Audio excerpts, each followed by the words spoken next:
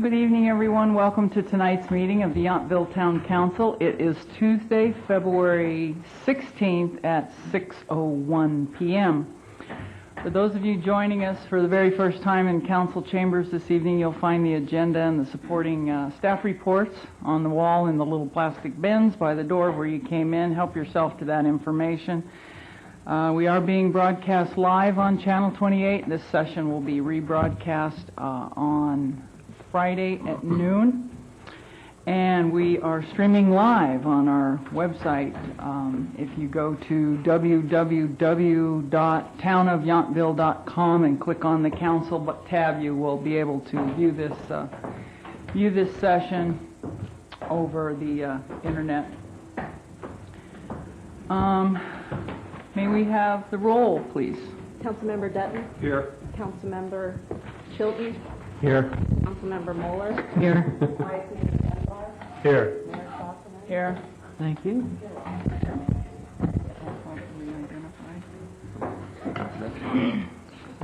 Will you please join me for the Pledge of Allegiance?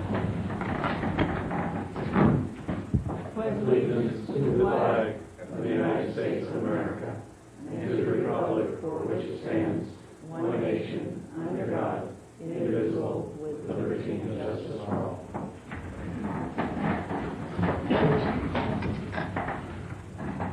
We did have a closed session on February 2nd. Is there any reportable action from that session?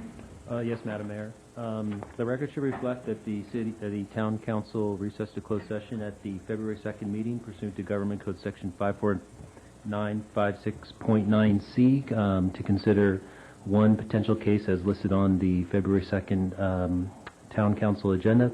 The record should further reflect that the Town Council did give direction to enter into the key TAM litigation that was presented at that council meeting, and to direct the city attorney to take all steps necessary to cause the town to enter that litigation. That was the final action. I have no further report at this time. Thank you. Item 6, adoption of tonight's agenda. Are there any changes or corrections to the agenda this evening? Can I have a motion? I move to adopt tonight's agenda. Second. All in favor? Aye. Aye. Opposed? None. That motion carries. Thank you. Item 7, public comment. Anyone wishing to comment on anything that's not on tonight's agenda? Anyone? Public comment. Anything that's on your mind? Okay. Seeing no public comment, we'll move on to item 8, approval of consent calendar. Are there any changes or corrections to tonight's consent calendar? I'll make a motion to approve item 8, the consent calendar. Second. All in favor? Aye. Aye. Opposed? None. That motion carries. Item 9, presentation, townwide forestation plan presentation and discussion. Do we have a staff report? Thank you. This is the 2009 update of a plan that was originally prepared by arborist Bill Primick at the direction and request of the town. And it was in 2007, there was an update of the oak tree survey, heritage oak tree survey, that included relocating listed trees and noting removals of trees from the heritage inventory, assessing their condition, and then some maintenance recommendations. The 2009 update it continues as a work in progress, and it also recorded losses of heritage trees that occurred in the interim, and expanded the original list that was limited to oaks. A total of 142 new trees were added and tagged, and also new species were added to the inventory, including some redwoods that are in Yountville Park, and some cedars at the cemetery, some olives, and a couple of other unique species that were deemed to make a significant contribution to the overall urban forest. Most of the new trees are located in the parks and right-of-ways. A revised recommended tree list has been proposed that was included in your packet, and this is taking the approach of right plant, right place for trees that are suitable to the environmental conditions presented in the street planting strips and parks. There's a list of additional work efforts or work tasks that will be followed up on in the heritage tree, or excuse me, the forestation plan, including a implementation or a proposal to implement a new means to fund off-site tree replacement. Currently, when heritage trees are removed or trees on private property, there is a replacement ratio, and frequently in most cases, or some cases I should say, the ratio cannot be accommodated on site of the, in some cases not at all, as was the example given in the last heritage tree that was removed over on Jefferson next to Bordeaux House. There was no place on site to replace that tree, so the concept of a in lieu fee to compensate for the same value of the trees that would be replaced and build the fund up, and that fund would be used to not only replace trees off-site, but perhaps maintenance of existing oak trees. And it was brought up, this list was also run by the ZDRB, or the entire forestation plan was reviewed, and their comments are included in this report, this cover report. One of the ideas that was brought up is in terms of even placing some of these trees outside of town limits in the interest of carbon reduction. That was mentioned.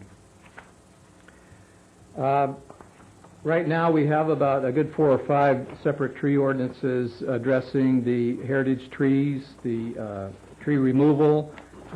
There's trees that are a tree ordinance in the Muni Code, a portion of it is in the design ordinance, and one of the work tasks would be to consolidate these various ordinances for consistency and bring them all together. The part of Bill's remaining effort and mentioned in the also the report that you have in front of you is a identification of candidate sites for receiving some of these in lieu trees that would be planted off-site of where a tree is removed, and perhaps in a park. Along Hopper Creek was noted as a possible site, but and I think Bill's going to talk more about that during his presentation. Tree succession planning and the idea of extending protections of heritage trees, particularly native oaks, to extend to younger trees that would normally be exempt because they're too small for protections under tree removal. Right now it's about 6 inches diameter in order to be defined as a tree. And the idea here is that all of the old oaks were young oaks at one point, and that they be given a chance to mature into trees where heritage trees where they're in a location that makes sense to have that happen. More active maintenance of the existing heritage trees and taking steps to for those that are under stress or needing pruning or some other maintenance, a more active program for that. Part of this effort would be clarifying the maintenance responsibility of trees on private property and trees that overhang public right-of-way that are on private property, and even trees that are off of private property but adjacent to that, they're along the frontage of that parcel, and what their responsibility is for maintaining and in some cases removing the tree if it's a danger. And the last point mentioned on here is in the plan, perhaps reformatting some of it to so it serves more as of a reference document and exclude extraneous discussion that's in there and have more of the standards that are in that forestation plan. And as I noted, the ZDRB took up the plan and reviewed it at the February 9th meeting, and their individual comments are on the second page of the staff report. A couple of highlights were that they all favored the in lieu funding plan. They did not support, almost down the line, Coast Redwoods as a heritage tree. They did support what they call the iconic ones, the ones we have now that are significant in Yountville Park, but not to encourage their use elsewhere in town. Excuse me? Redwood, Coast Redwood. And that is about covers it. I'll turn it over to Bill now. Thank you, Bob. Good evening. The Townwide Forestation Plan is an ongoing and growing document. This is what it looks like in total, in paper. You have an abbreviated form of it in Bob's report. And included in it, I don't know if you've seen this or you're aware of it, there is the database of the trees included. So this is in a database that's manageable. It can be exported as an Excel document if you want to see it. Or I can print it out by priority or just by tree numerical order. So you have specific tree names, trunk diameters, and condition information for each tree with specific recommendations for each tree. So they're all there, and that can be used as a ongoing working document as part of the plan. So I've prepared a little, just a sequence of events relating to the Townwide Forestation Plan. There's the cover. As it begins, I did this review of the 1996 survey that was done by the volunteers on the tree committee. They included oaks only. They identified 260 trees, which I didn't find all of those trees. And they did a map, a paper map, and I found some interesting problems with that map and corrected it the best I could. And then in 2007, we did the Townwide Forestation Plan, reviewed that original survey. I made prioritized recommendations in that little printout, that stack of papers that can be used to review the recommendations and the progress of work. Compile in the database, provided in that report the just basic background information on how to take care of oak trees. And then began planting trees for the future. We actually collected some acorns from that big oak on the creek and got them growing in a nursery. That's one of the aspects of it. Go ahead there.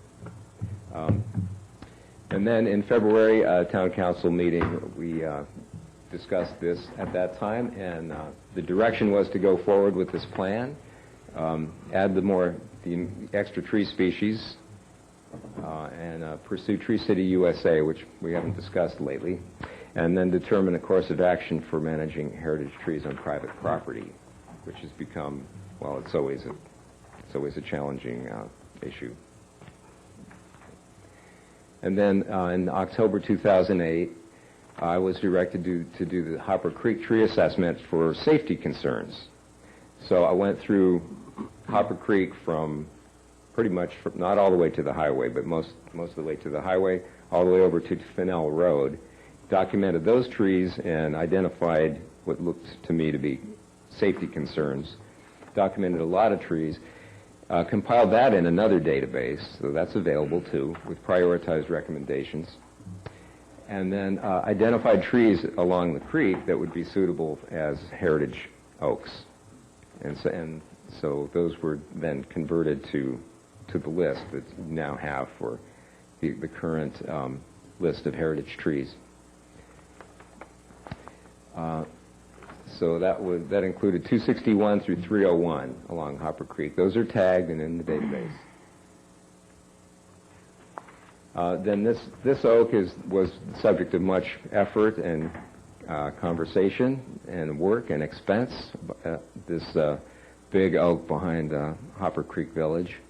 That is Heritage Oak number 289. It's been protected. This is from the examination, October 2008. There's a tree worker inside the cavity of that tree. If you're walking on the rec path, which you can no longer do, you don't see that cavity. It's just around the side of the tree. The tree is kind of dealing with the decay the best it can.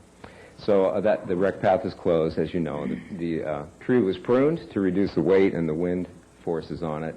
And the ongoing program for monitoring that tree and updating recommendations is in place. And I did an exam. This is December of 2009. You can see there on the left is that cavity. I'm going to use this pointer here. The cavity that the tree worker was in. This is elongated, that photo. I had to kind of squeeze and pinch it and change the contrast to make it visible. It's hard to photograph this tree. So there's the cavity. But right up here, the next slide will show you what's going on with that tree. This is a fruiting bodies of a wood rotting fungus that's growing in there. That's just a sign that it's working in there. The limb that's attached to is over the creek, and that limb has been reduced in length to where if it falls, it looks like it'll just fall into the wild area. So 2008, we expanded the numbered heritage tree list to include these new species, the coast redwoods. I just included trees pretty conservatively, just trees in the park or on the public right-of-way, or very close, very prominent trees that are interesting near the right-of-way. So those are the trees there. There's a Chinese hackberry that's actually on private property, but right out on the street on Washington. And those two olive trees right next to Washington further down. And a little further than that, there's a magnolia tree, which actually I did not get on the list. We should get that one included if you still approve of it. So here are just examples of what these trees look like. Coast redwood. That was a frosty morning, a little fog on the lens there, too. Go ahead. The elm trees at Washington, or at Yountville Park. Just examples. These two trees are a little bit hard to pick out here, but they're that and that.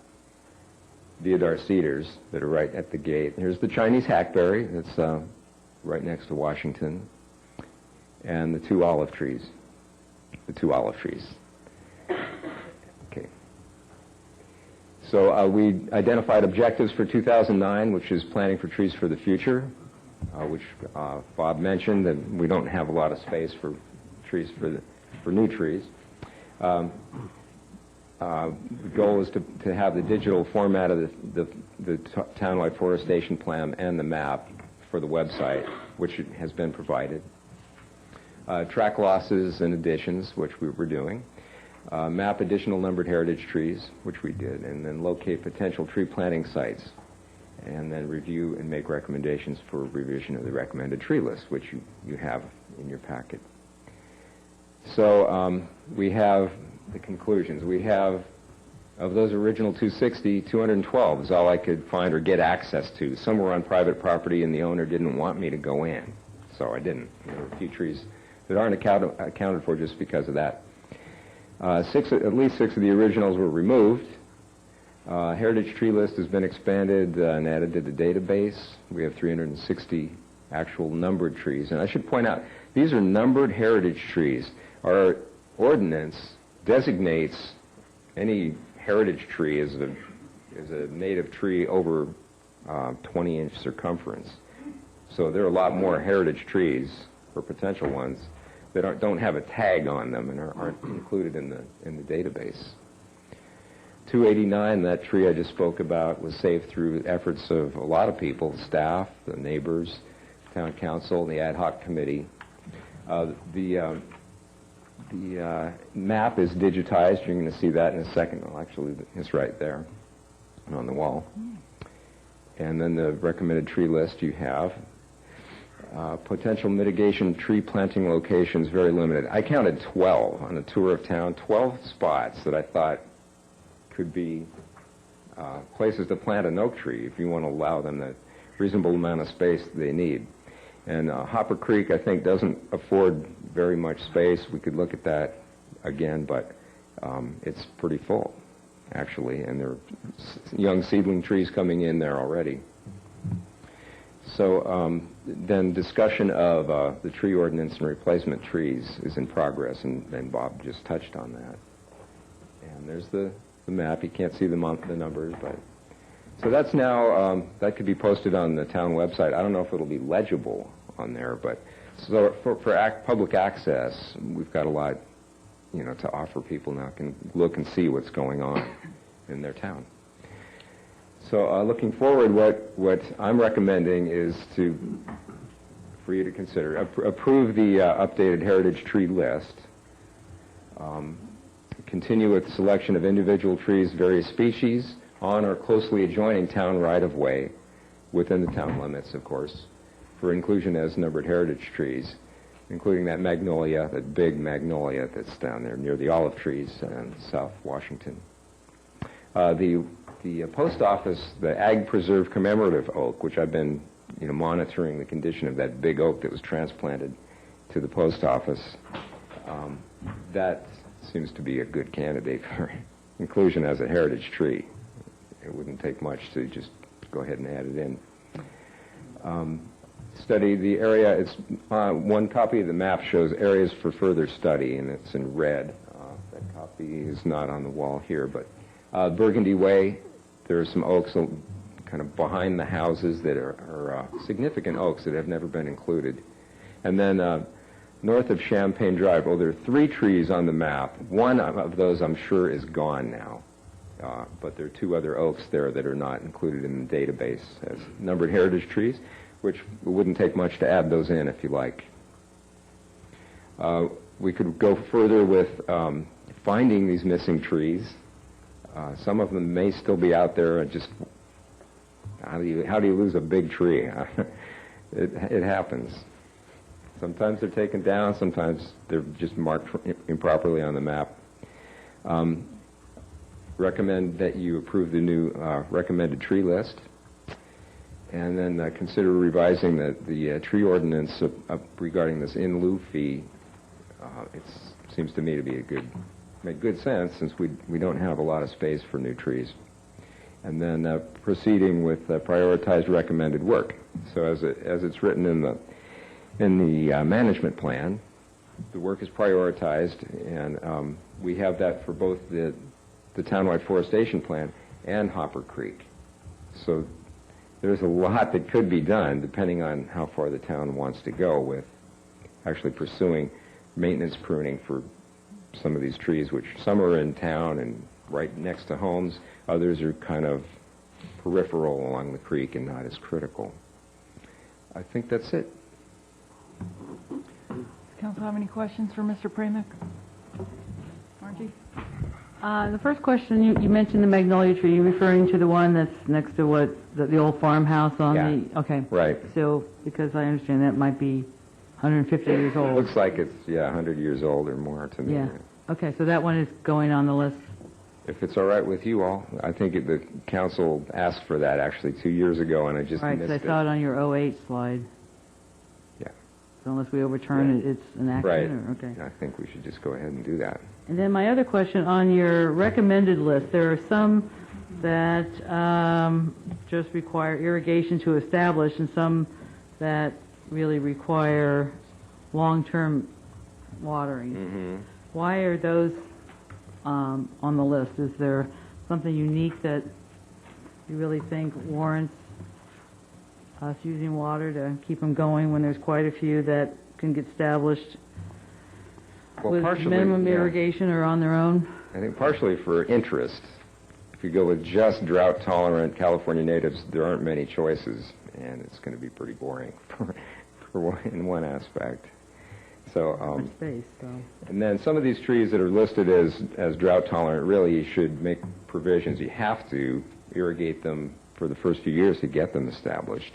And then, depending on how much space they have to grow in, it's different growing in a wild area and for a tree to be able to put its roots out over a large space that's unimpeded, just mulch and other trees, compared to a curb strip or a little limited, area in a site that's been compacted and prepared for construction.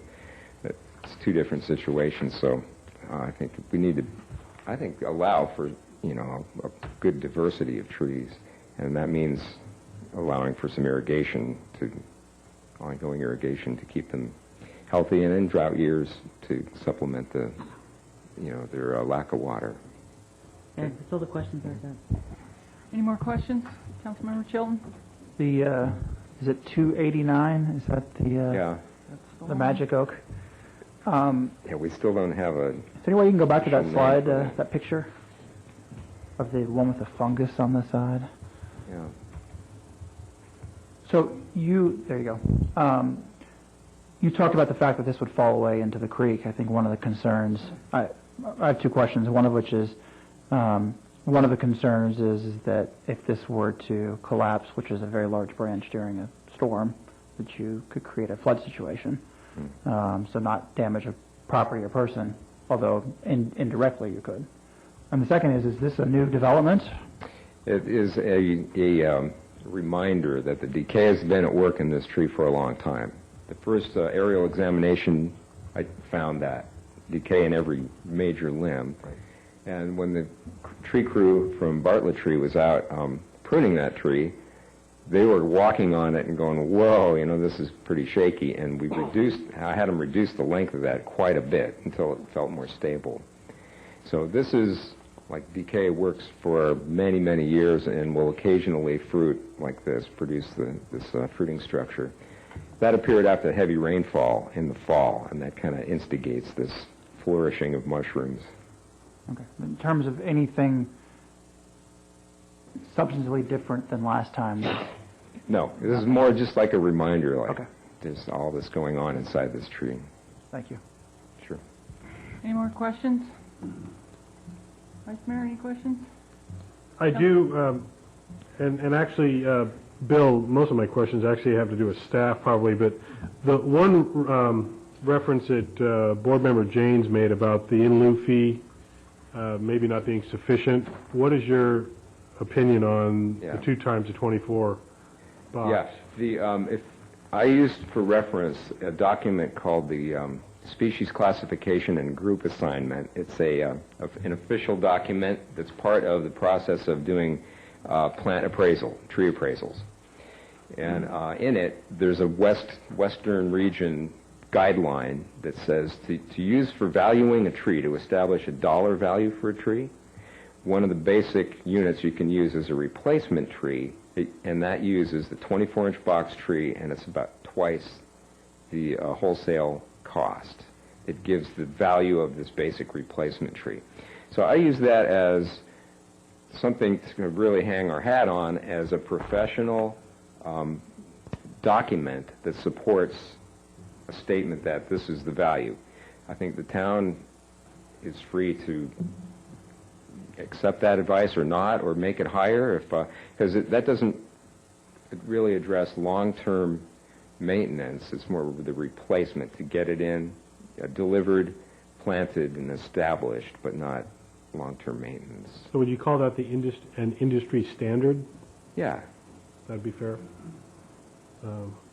Okay, I think... And if I could say, that would be something to update periodically, because prices change periodically. So, but Sure. This is in place now. It has been for a few years. It'll probably be changed before too long. Thanks. I think my other questions really have more to do with either staff or policy issues, how we're dealing with trees that are that border property lines. We've had that issue come up, and who has the right to control the fate of those trees.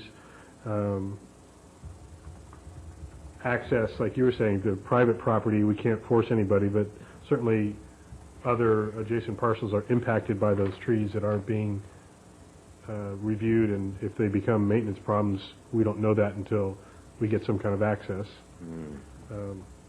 So I do think that staff and council needs to continue addressing some of the outstanding issues, but I think it's kind of outside Mr. Premick's report, which is very thorough. So thank you for that. Thank you for the updates. Thank you. Anything else?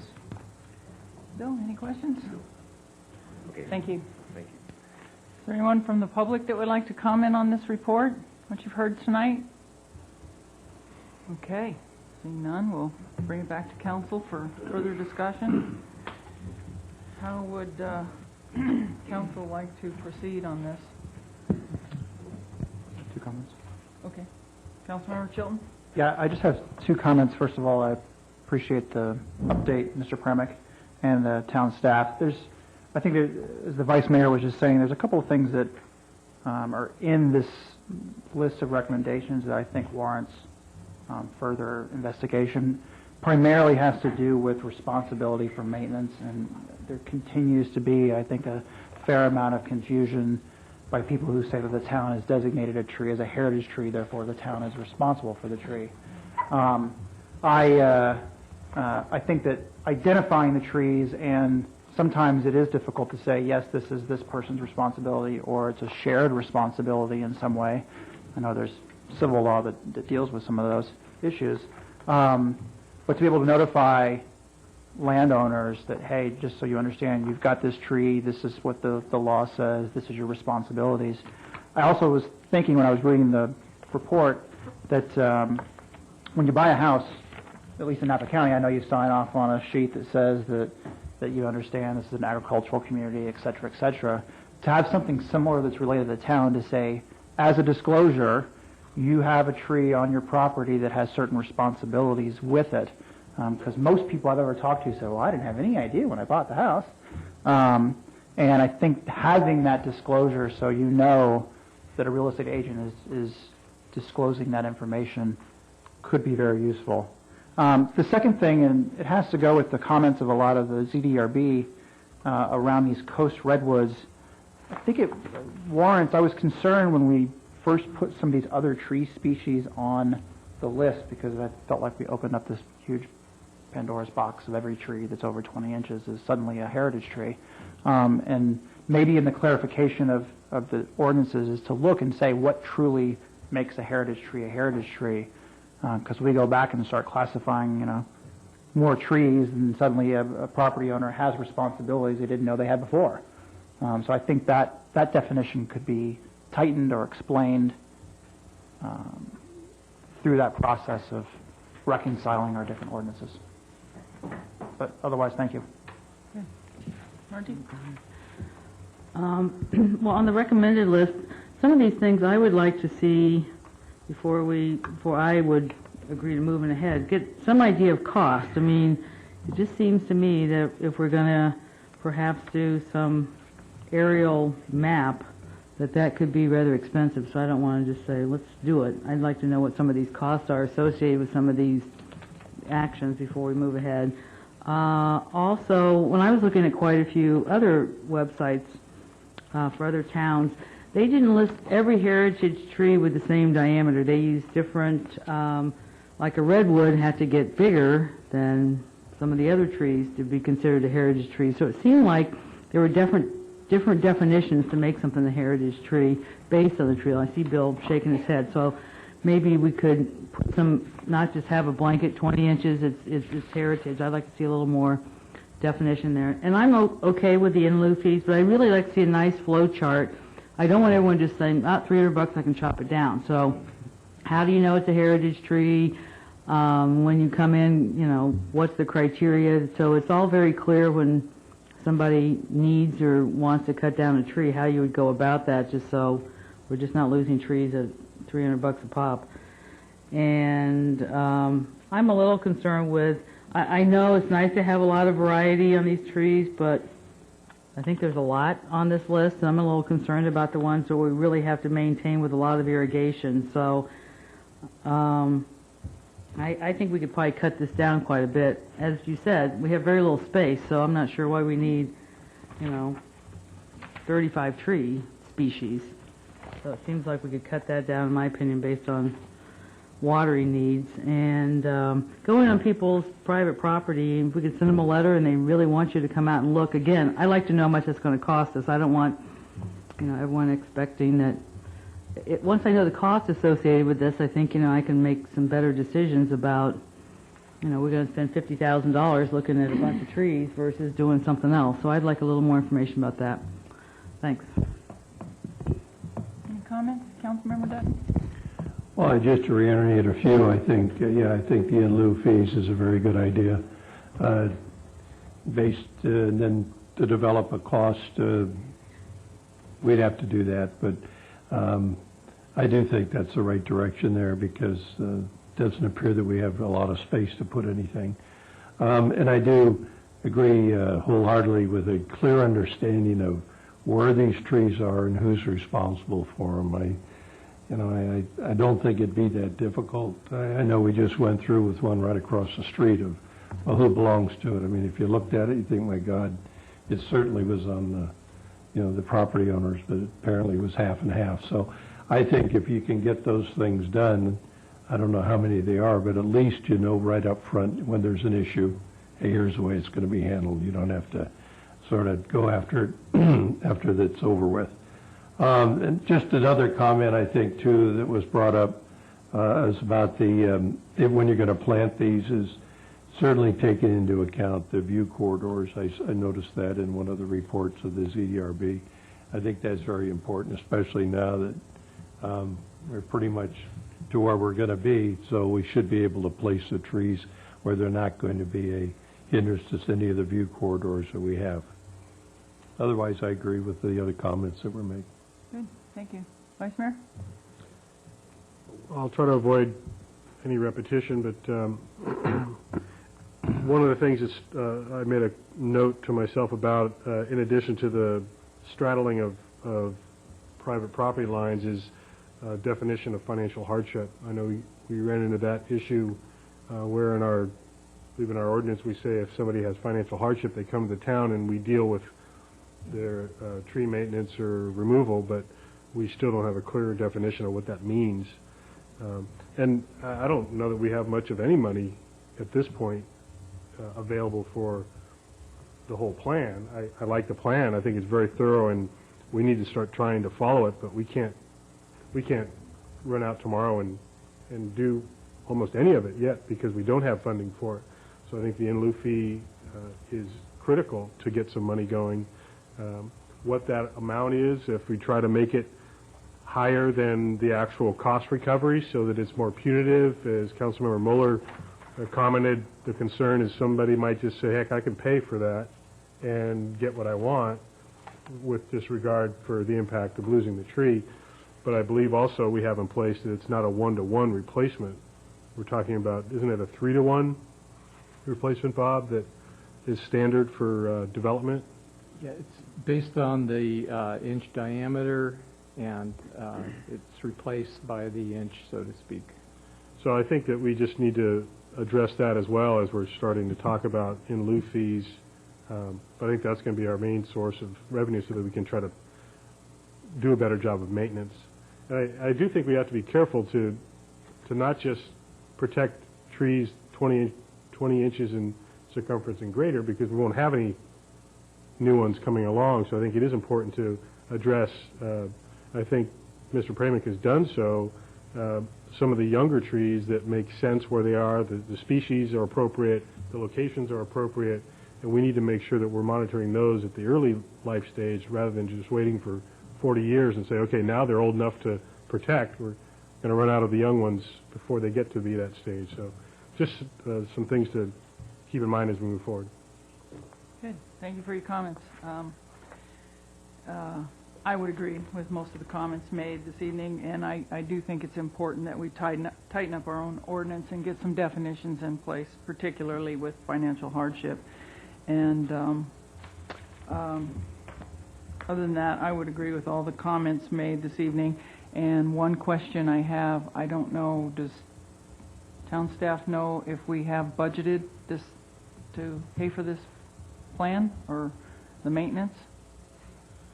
Is there any? At this point, there's about $20,000 a year for town forestation, but that includes consulting and things like that. We've So already there hasn't expended been, that. pretty much. So We did. What did maintenance on the what is it? 289. 289. What did that set us back? Bill, do you have to remember? About $2,500, but I think there were other costs like Bill's time and all. Okay. But we have been doing other tree work in town, so we're getting. I think we've spent at least half of that capital project. Yeah. But we would need to look at, the entire plan, what would it take, and then probably come back with a capital improvement project.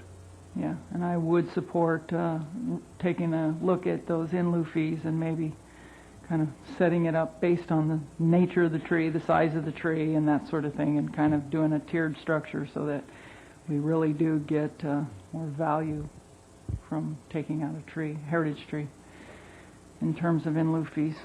Okay. Staff have sufficient direction? Yes, we do. Thank you. Thank you, Mr. Pramick. Is it item 10, Class 1 Highway 29 Bike Path Project? May we have staff report, please? Yes, Mayor Sosserman, Council, we've reached an important point in our Highway 29 Bike Path project. I'll be talking about this, and if we can get the...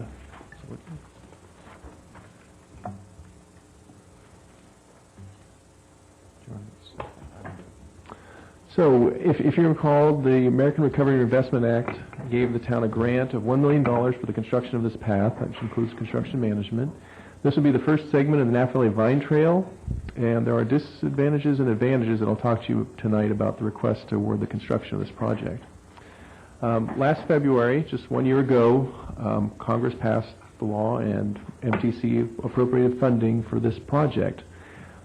This also is in coinciding with the Napa Valley Vine Trail Coalition, which is proposing about a 25-mile long trail from American Canyon to Calistoga. So this would be the piece, or part of the piece through Yountville.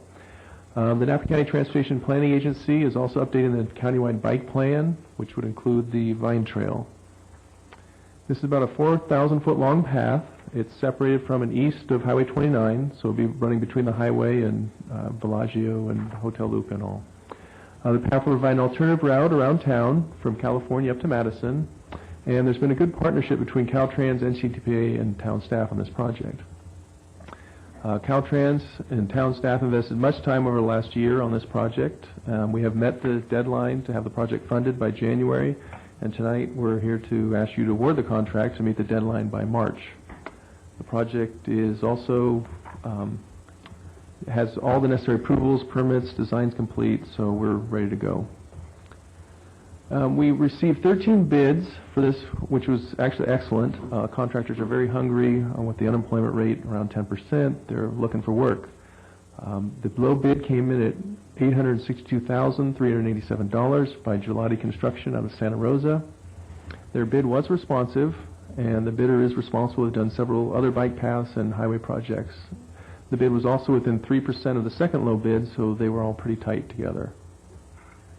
In terms of project costs, the design, permitting, environmental review, right-of-way acquisition, certification came to about $220,000. This is about 25% of the bid. This is typical. If Caltrans was funding the design of the project, they would pay up to, or say that it's an eligible cost, up to 25%. Construction management is about 15%, which is eligible. They will pay up to 15% of the bid for construction management. The bid is also eligible at $862,000. We are requesting a 10% contingency, which, if we didn't exceed the $1 million, would be eligible.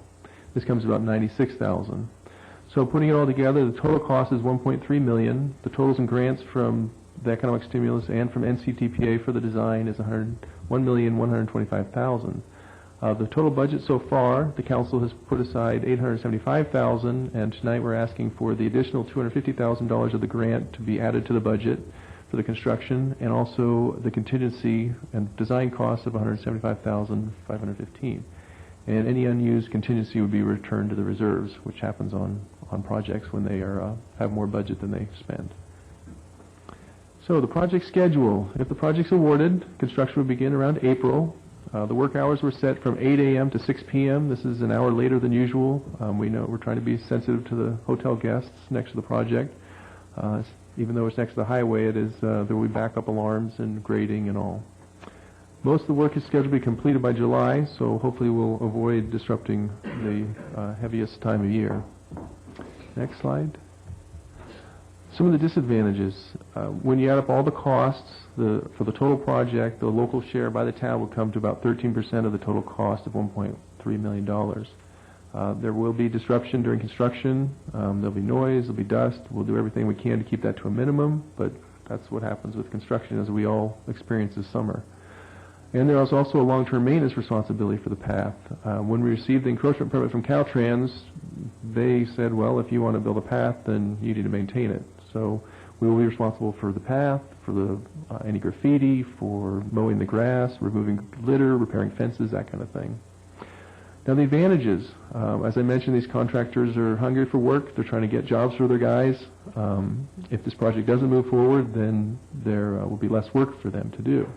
We'll bring $1.13 million of funding to the town of Yountville, and this would also be the first piece of the Nap Valley Vine Trail.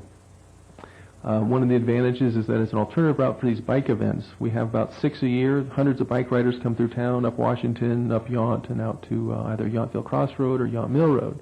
What this would do is move those events onto the highway on a safe path and then around town. Also, I'll have some pictures here, but there's some great views out there, which will be both by residents walking their dogs or jogging, and then also visitors, and this project will be here for decades. So this is the southern entrance off California, so people from the Veterans Home or the Mobile Home Parks or Bellagio could enter the path here at the northbound on-ramp. Next picture is towards the Veterans Home, so this is out if you're looking near Bottega or V Marketplace. This is a picture up towards Domaine Chandon. This is the mustard in bloom across the highway. This is my favorite. This is a picture up towards Dominus, and I just want to point out that imagine in 30 years people looking back and saying, okay, well, was it worth it to spend 100,000 people visit this in 20 years, $1 per person. Next picture, this is where the path will return to Madison, so people either in Old Town or at Nap Valley Lodge or Hotel Luca could access a trail here, go down to California, back up Washington to here. And this is where it will enter Madison, do some restriping here on Madison, and then if you recall, we got a Transportation Enhancement Act, which will continue a bike route up past Yountville Park and then down Monroe to Yountville Crossroad and Yount Mill Road. So the recommendation before you tonight is to award the bid to Gelati Construction, to approve an agreement for the base bid only, to approve the budget adjustment of $425,515, which is the remainder of the grant and additional funding for design and contingency, and authorize the town manager to sign contract change orders and amendments up to the budget amount. So in conclusion, we had competitive bids. 87% of the costs we paid by outside sources. Yountville will be the first to have the Nap Valley Vine Trail, and this will be an attractive amenity for residents and visitors for decades to come. That concludes my report. I can answer any questions you may have. Thanks, Graham. Can you tell us how much we've invested in this project to date? So far, we've paid the $220,000.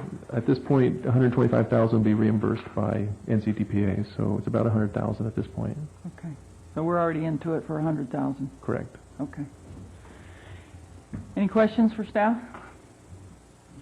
The main question, I've got several, but I was under the impression that when we committed $125,000 for the design work, that would pretty much cover the design work. And I'm got to say, I'm pretty surprised that it's almost twice that. So I would like some more information about what happened there, because it was certainly my understanding that that's what was going to cover it, and we were going to get reimbursed, and that's pretty much my whole concern overall. I was certainly telling a lot of people that had questions about it, why are we spending this money? Well, $1 million's coming from the federal government, and $125 for the design is coming from NCTPA, which is indirectly our money too, but I thought that would be it. So to be this much over, those are my questions. I'm surprised by that. Councilmember Chilton? Well, just to clarify on that, I had that reaction as well. The money that the town of Yountville has put in, that's money out the door, I mean, is that the 125? And then NCTPA put in money. Do we have other money in that's town funds, capital improvement project funds, above what's been requested tonight? What's currently in the budget is the $750,000 of economic stimulus money and $125,000 of NCTPA funding. That's what's in the budget. We have not budgeted for additional costs for design or contingency. Okay. Now, I think to follow up on that question, did the bids come in higher than expected? I would agree. I don't think that we really penciled out at the beginning that this will cost the town, NCPA X dollars, the town X dollars. I mean, did the bid come in higher than we had hoped? I know there was a lot of bid activity. Mm-hmm. Would you like me to answer that now, or with Sure. all the, okay? What happened with the $125,000 is that the cost estimate was put together. The money was only available for construction. So when the economic stimulus money came to Napa County, there was about $50,000 set aside for Yountville. Because of the burden of having federal funding going through the grant process and the paperwork, NCTPA provided or traded Transportation Development Act TDA money to Yountville. So we actually got $125,000 instead of $50,000 of funding that we were supposed to get with economic stimulus. But again, that money was supposed to be for construction. So NCTPA went out of their way to provide us with that money. The reason it's $220 is that we've had to deal with the Caltrans process of getting this process approved, both by CEQA and the National Environmental Policy Act. This project was expedited. Caltrans rarely can get a project done this quickly, as you heard at the last NCTPA meeting. So we did have to do a major effort to get the project designed, and as I mentioned, it's at 25% of the bid. It's in the range of what projects usually cost. Now, why somebody didn't put that in the original budget, I don't know. Okay. I think my other concern, I'm not sure if this is a question or if you want to address it now, has to do with, I certainly agree with the 10% contingency. My general concern is not contingency, which as long as it's proper, but what happens in the event that that is not sufficient. And that's my thought. In terms of project management and, we did a really nice job with the community center in terms of very specified bid documents and a really good project management team who went out there and made sure that it happened within a budget. This one happening so fast, I get concerned about the fact that the opposite could happen. I mean, what's your personal feeling on that? Well, two things. One, over my 20-year career, I've roughly about 5% I've used instead of 10%. 10% is sort of the industry standard. You put it aside, hoping you only use half of it. On this project, if there's anything good about having to go through Caltrans review, we've probably vetted out most of the problems. And with the bids being so close together, the contractors understood the plans, and I believe we have a good set of plans that they bid and had close bids, so I'm pretty confident that the design is going to be pretty close. We also don't have a lot of underground utilities, which can be a major issue. If you can't see it, if it's not marked, then that can often lead to change orders. So I don't see anything big out there that would lead me to believe that there's going to be any big change orders. So my hope is that we only use half the contingency. Thank you. Any more questions for staff? Councilmember Dutton, any questions? I mean, I pretty much had those. I was just thinking of the 10%, and I agree with you a little, I think, too. I mean, the products are going to be done in 3 months, almost. So, I mean, we're talking about a layer of cement, so I would hope they could come pretty close on something like that, and not have it, and basically all of that savings would drop to the bottom line. So, it's unfortunate, but it's still pretty reasonable to get that done at that cost even. Vice Mayor, any questions? I do have, I share the concern that's been addressed already, but mine goes more toward liability insurance on this stretch. You talk about Caltrans being more than happy to hand over all maintenance responsibility to us, even though part of the property is in, a good portion of it is in the Caltrans right-of-way. So that's a cost that we need to be cognizant of for the future. I don't think it's going to be a significant cost, but it's just something that we're going to need to factor in over time. But what about liability? if somebody's injured on this path and it's Caltrans property, but is it our easement, meaning our responsibility? Do you know where that stands? And maybe I don't know if the town attorney can voice his opinion on this. The other thing is one of the reasons we're building a retaining wall is for safety from the highway. If by some crazy circumstance a car careens off the highway and damages not even personal injury, but damages the site somewhere, are we still responsible for that, or is that something that Caltrans is then going to be responsible for? So I'm not sure if you have answers for that or not. In terms of easements, we've not acquired an easement for the path. It's happening through a maintenance agreement, so it will still be Caltrans right away, but the town is agreeing to maintain this. So if a car does damage or some person damages it, we could file a claim against their insurance company, as we do when people knock down streetlights and that kind of thing. If someone gets injured on the path, it's similar to other paths in town. If somebody gets injured in a town park, I mean, it's similar liability to having public infrastructure. There are some immunities. I don't know if the town attorney wants to talk about that, but there is that potential liability, but it doesn't seem to be anything more than what we currently have with our current parks and community center and other public facilities. Except that the town owns those parcels, where the town doesn't own this stretch of trail. So that's where I'm wondering, and I don't know if our attorney can speak to that issue. Madam Mayor, members of the Town Council, there would be potential liability, even though the town is not the owner of the property that the path is located on. The liability is reduced by the fact that the town would not be the owner, but there's still some potential liability if the town is responsible for doing the maintenance, if there was some negligent maintenance or even potentially negligence in the design or construction of the path. However, as the Public Works Director noted, there's some immunities that would probably vitiate that potential for liability, and then there's also from what I understand, the town would have some type of an agreement with Caltrans, and so our office or some party would need to look at that agreement and see if there's some indemnity that may be provided in that agreement that might cover the town's liability. We have not looked at that agreement.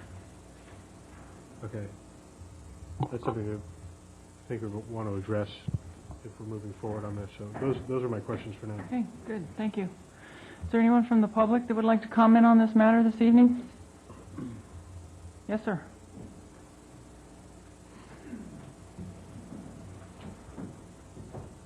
Yeah, thank you. For those of you who don't know me, I'm Brad Droping. I own Napa Valley Bike Tours. I'm also the Yountville's elected Bicycle Advisory Committee to the Napa County Transportation and Planning Agency.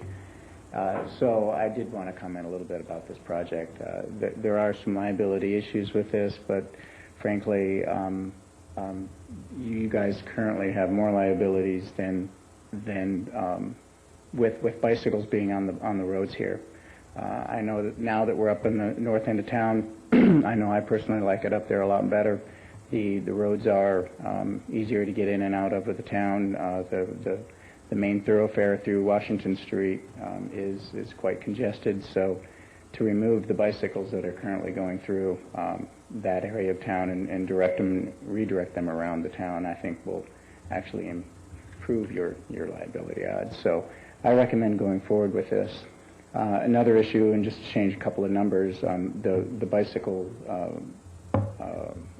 charities that go on, it's thousands of bikes. I mean, just the tour of Napa Valley alone is a couple thousand. The Tour de Cure, which is always in the beginning of May, it's over 2,000. So you'll be moving a lot of bicycles off the road. So no further comments. Thank you for your comments. Anyone else? Anybody? Bike path. Big bucks. Okay, seeing no further public comment, I'll bring it back to council for further discussion and/or a decision. Councilmember Mueller? Well, maybe I have one more question, but maybe we can discuss it now. I mean, we have been talking a bit in the report about the maintenance costs. I think, again, I just don't like surprises, and I felt like I got surprised here. I think at some point we've got to get our hand around what that's going to cost and get some understanding of that. I think I heard them mention that we agreed to the maintenance cost with Caltrans. Can we go back and revisit that agreement since we haven't seen the agreement? I mean, I would like to see a little pushback there because I'm not even sure now who came up with $125,000. It was certainly my understanding that that was going to cover things. So I would just like to tighten this up a little bit and understand the maintenance cost for this and get that in here and maybe reconsider, if we haven't signed on the dotted line, a maintenance agreement with Caltrans to see if they can share some of these costs and as well as even the design fees that, were pretty much double. Let's at least ask NCTPA, if they can help with that. I mean, I don't really want to take all the surprises here myself, so I would at least like to put a little effort into that. I do think it's going to be good for Yountville. I think getting bikes off the street, that even if we do have to incur some costs that are out of our CIP with this, that will make up for that. And also, when we have the bike path on Yountville Crossroads, I've talked to several people that live over there, and they walk down Yountville Crossroads to get to bus stops and stuff. So I don't know if there's going to be, are they going to be walking in the bike path, which might help their problems, because right now, I think some of that area, there really isn't much place over there for them to walk, and maybe this will help delineate that. So that's pretty much my comments. I'd like to see us push back a little bit and try to get some money out of NCTPA and not necessarily agree to maintenance costs that we have no idea what they are. Okay, thank you. Councilmember Chilton? I'll generally agree with what Councilmember Mueller said. If you can push back on Caltrans, give it a shot. Why not? They push back on everybody else all the time. The only, my biggest concern in any project like this has to do with overruns. Hopefully we had our last surprise tonight. Let's make sure it comes in under 10%. You made a comment, and I was reading the resolution about the town manager has authorization, I think it's in the resolution number 3, to sign construction contract change orders and amendments up to the budget amount on the $12 million community center project. He only had his normal $25,000, and I think that's appropriate in this situation as well. So if there's some major expense, that at least we can have a good conversation here. So I support the resolution, and I suggest the council makes a change to item 3 to authorize it, the $25,000 change, and as well up to the budget amount. Councilmember Dutton? Well, I think you'd have to be a little concerned with the figures. I'm just curious, when we talk about going back and pushing back, what's the time frame? I mean, you start pushing back on Caltrans, and we could be looking at this thing for next year. So, I mean, are we on a sort of a drop-dead date here that we have to get moving? Well, the contract does need to be awarded by March, or MTC said that, right, we have a threat of another project getting our money. In terms of the maintenance agreement, that's something that we haven't reviewed yet.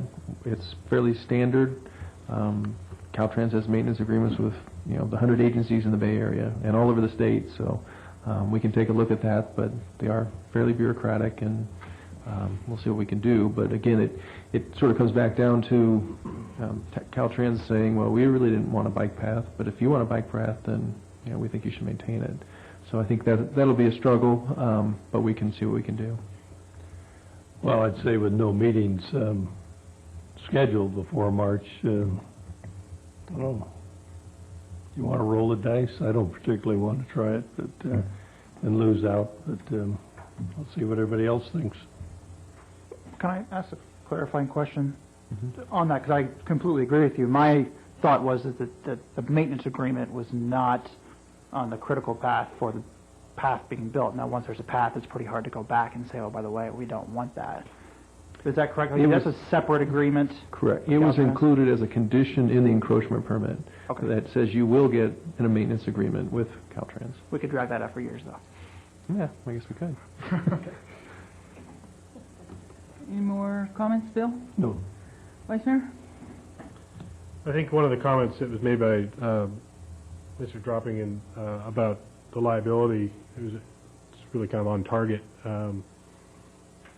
My first thought was, we're more exposed out there on this new path, but we really are at least as exposed, if not more so, with the mixture of residents and visitors walking around town, and we've certainly seen on many occasions how disruptive the just daily or weekend bicycle traffic can be down the middle of town. So I don't want to overstate that concern.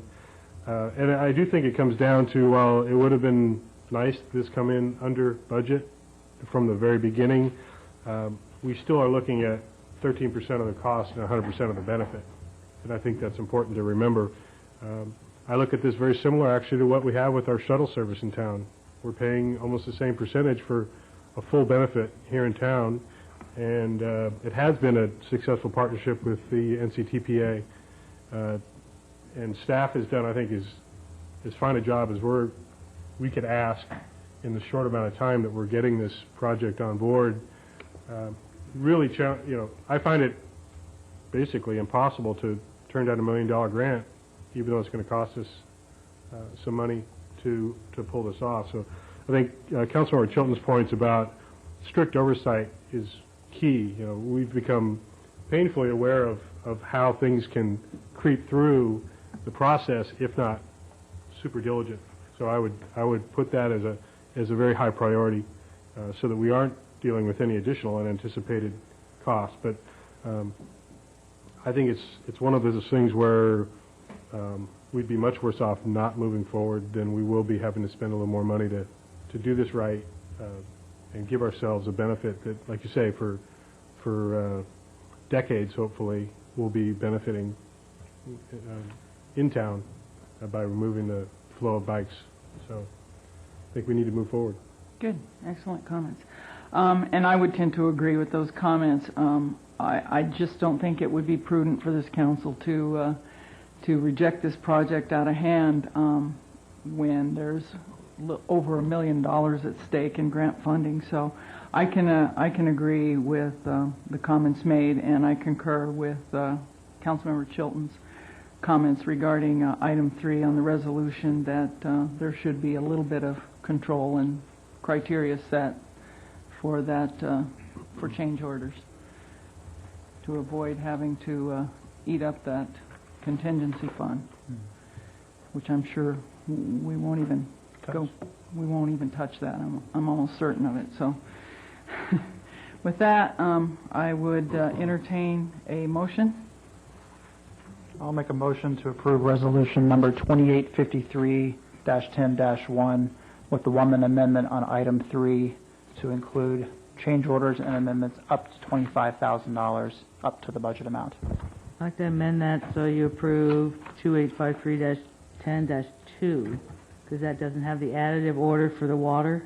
Is that right? Oh no, I think 2 is the 2 additive. does Other way have the around. additive order. 2 has it.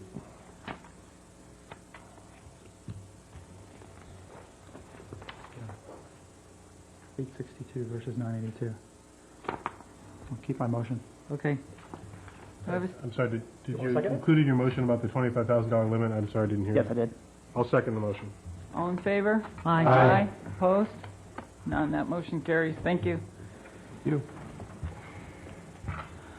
Item 11, League of California Cities State Ballot Initiative. Vice Mayor Dunbar.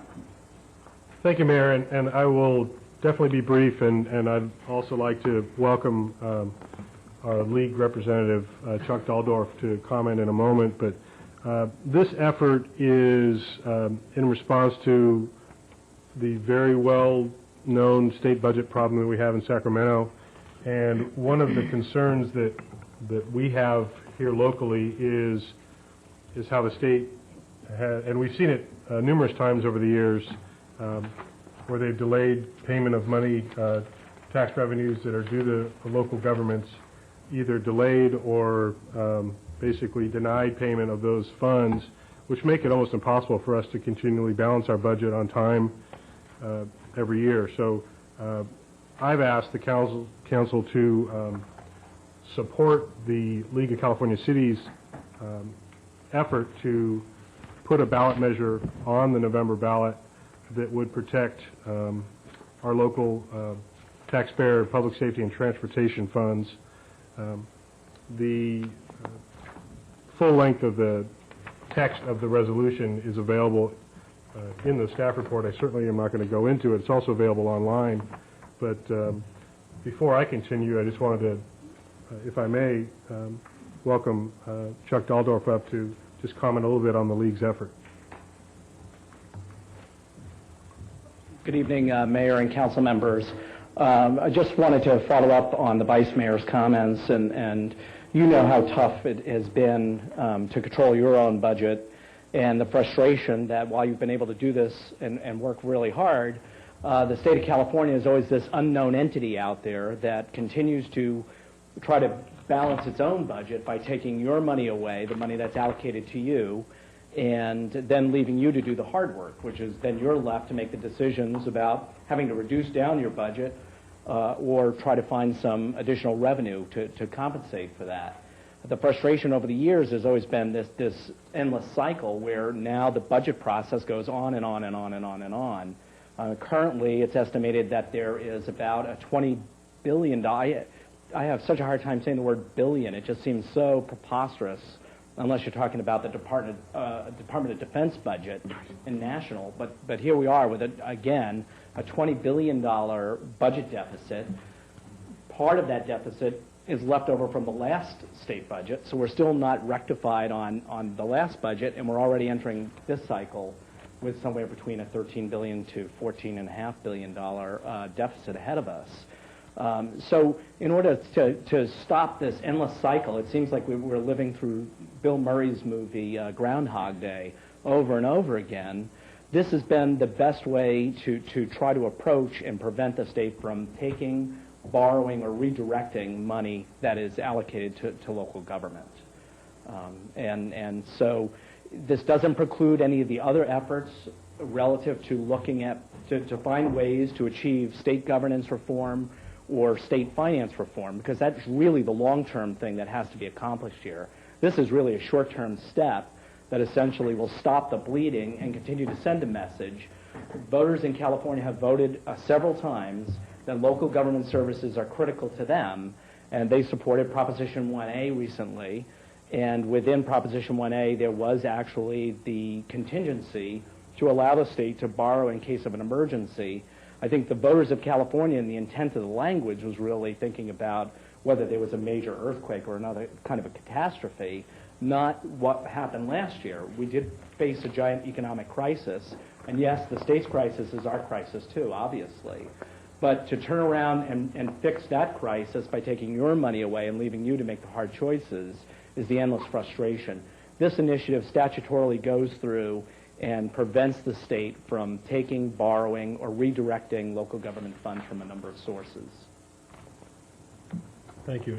And before we move on to any additional public comment, I just want to make a couple other points about this. This is this action I'm asking the council to take tonight is to support putting this initiative on the ballot to give the voters an opportunity to voice their opinion. And I believe that it is appropriate for us to address this, and I had staff include this section of our town protocols that's in the staff report.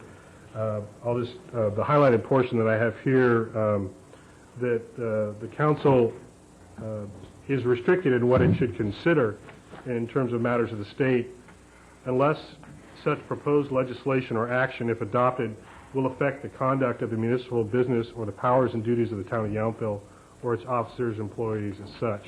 So I feel like it is very appropriate that we can support this effort. I know several other cities in throughout the state, but even here in the Valley, I believe American Canyon, Napa have have taken a position in support of this effort. Sonoma, the city of Sonoma has done so, and several other throughout the North Bay region and throughout the state. So I know we'd like to hear comments from the public and also the rest of the council, but I would encourage the council to accept this resolution in support of the effort. Good, thank you. Does council have any questions for Vice Mayor or the league representative? Councilmember Chilton? Well, I do have one question. Vice Mayor, you just made the statement, this is a statement of support to put it on the ballot, but the resolution actually says it's an endorsement of the proposed constitutional amendment, so that was certainly not, when I read through all this, it talks about approval of the ballot initiative, et cetera, et cetera. Is that correct? Yeah, thank you for the clarification. Okay, thank you. Any more questions, comments? Is there anyone from the public that would like to comment on this matter this evening? Anyone? Okay, seeing no public comment, I'll bring it back to council for further discussion and/or action. Councilmember Moeller? I do believe that every one of us has the right to campaign for what we believe in, but I just feel that our job as council members, this is a nonpartisan seat, and we're supposed to represent everyone in the community, and I just feel that it's inappropriate to do this at this time, especially ahead of an election, to express our will of that of the citizens when we don't even know, ahead of the polls how they are going to vote. I also think that by having our California League of Cities, go ahead and put this resolution together and we are, and they are, lobbying in support of the initiative, but I just don't feel that it is my job as a council member to support the will of the people ahead of an election. Councilmember Chilton? Well, my comments are going to be somewhat similar. I've had a practice ever since I've been on the council not to abstain from endorsements or rejections of voter-initiated ballot propositions. Not a statement of my personal opinion, which is very strong on this one, as it is on most, but I will abstain from voting on this resolution as I personally don't believe that public funds should be used in any way to influence voter ballot propositions. Councilmember Dutton? I certainly understand what the two council people had said before me, but I think in this case, it does definitely, when it does affect, how this resolution comes out, how it's going to affect the citizens of Yountville and the funding that we shall receive or not receive. I think it's imperative that we do something along those, so I do support this resolution. Good. And I would tend to agree. Our protocols permit us to address these issues at the state level that will affect the conduct of the municipal business or the powers and duties of the town of Yountville or its officers or employees as such. And as such, I can support the initiative as well. Vice Mayor? Yeah, if I could just make a point of clarification. I'm not advocating or asking for any public funds to be being used. I don't know if Councilmember Chilton meant that to be his statement or not, but this is just a position of support for the effort. It's in no way going to be, are we asking town funds to be used in this effort? No, I certainly do not mean funds in support of a campaign. I'm just talking about the effort and the time and paper. And it's more of a principled statement as opposed to a material statement. Thank you. I would just, my last comment, Mayor, if I may, is just that I absolutely think this is our role as community leaders to protect the services that we provide our town. To say that it isn't under our jurisdiction to try to protect the revenues that we are owed by the state, I think is incorrect. And that's why I also wanted to reemphasize, as the mayor just did, the limited conditions under which we can take such a position. I think this is exactly the kind of condition that warrants taking a position to protect the services that we're trying to provide and the money that we are rightfully owed from the state. So it doesn't mean that we're not going to work with the state on other solutions to the funding gaps, but to lose the money that we use to pay for our deputies, public safety, transportation money, I think that it's important that we do take a formal position in support of the initiative.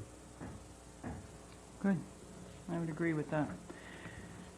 Would anyone like to make a... I'll vote for the adoption of resolution number 2854-10 in support of the League of California City-State Ballot Initiatives, a local taxpayer public safety and transportation protection act of 2010. I'll second it. All in favor? Aye. Aye. Opposed? Opposed? I'm registering an abstention. Does the clerk have the record clear on that? Yes, I do. Thank you. Thank you. Thank you, Council, for hearing the item. Thank you. Item 12, public hearing, Sorrento Project Use Permit Amendment. Will we have a staff report, please? Madam Mayor, I'm going to step down from this discussion, as has been my practice with any restaurant application within 500 feet of my business. Let the record reflect that Councilmember Chilton is stepping down from this item and leaving the dais.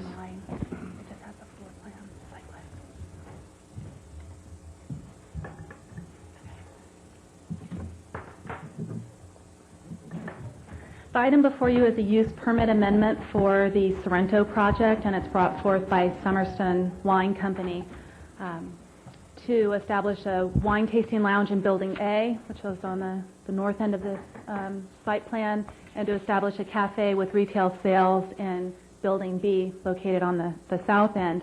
And there is an existing use permit for wine tasting, retail, and special events in Building A, and it's subject to several conditions that regulate the hours of operation, both indoors and out, which require a certain amount of retail space be devoted to sales other than wine, that limits which does not allow the sale of glasses and bottles of wine for consumption on site. It limits it to a tasting quantity, which allows outdoor consumption of alcoholic beverages but does not allow outdoor service, which prohibits food preparation on site, which defines major and minor special events, and which establishes the front patio, the breezeway, the interior courtyard, and the rooftop terrace as the site's open space. At the time of this approval, the applicant was in discussions with a third-party tenant for a possible coffee shop with pizza use of the site, but those discussions have been discontinued, and at this point, Summerston plans to operate both of the buildings and uses on site to create a complex of shared and complementary wine and food uses that highlight the vineyard, the agricultural, and the sustainable aspects of the ranch.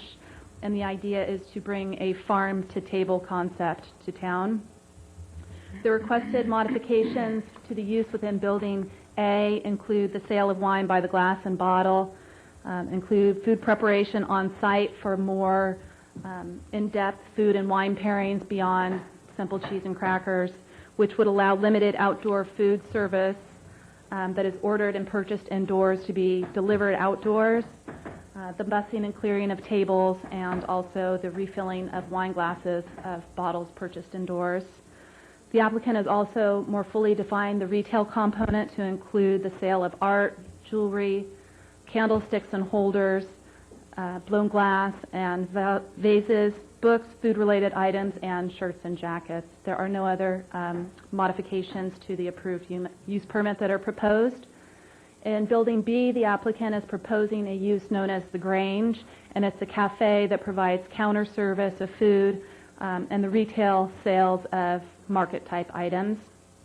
And this is where they would more fully apply the farm-to-table concept, bringing products from Summerston Ranch down into town and it being a local food and other opportunity.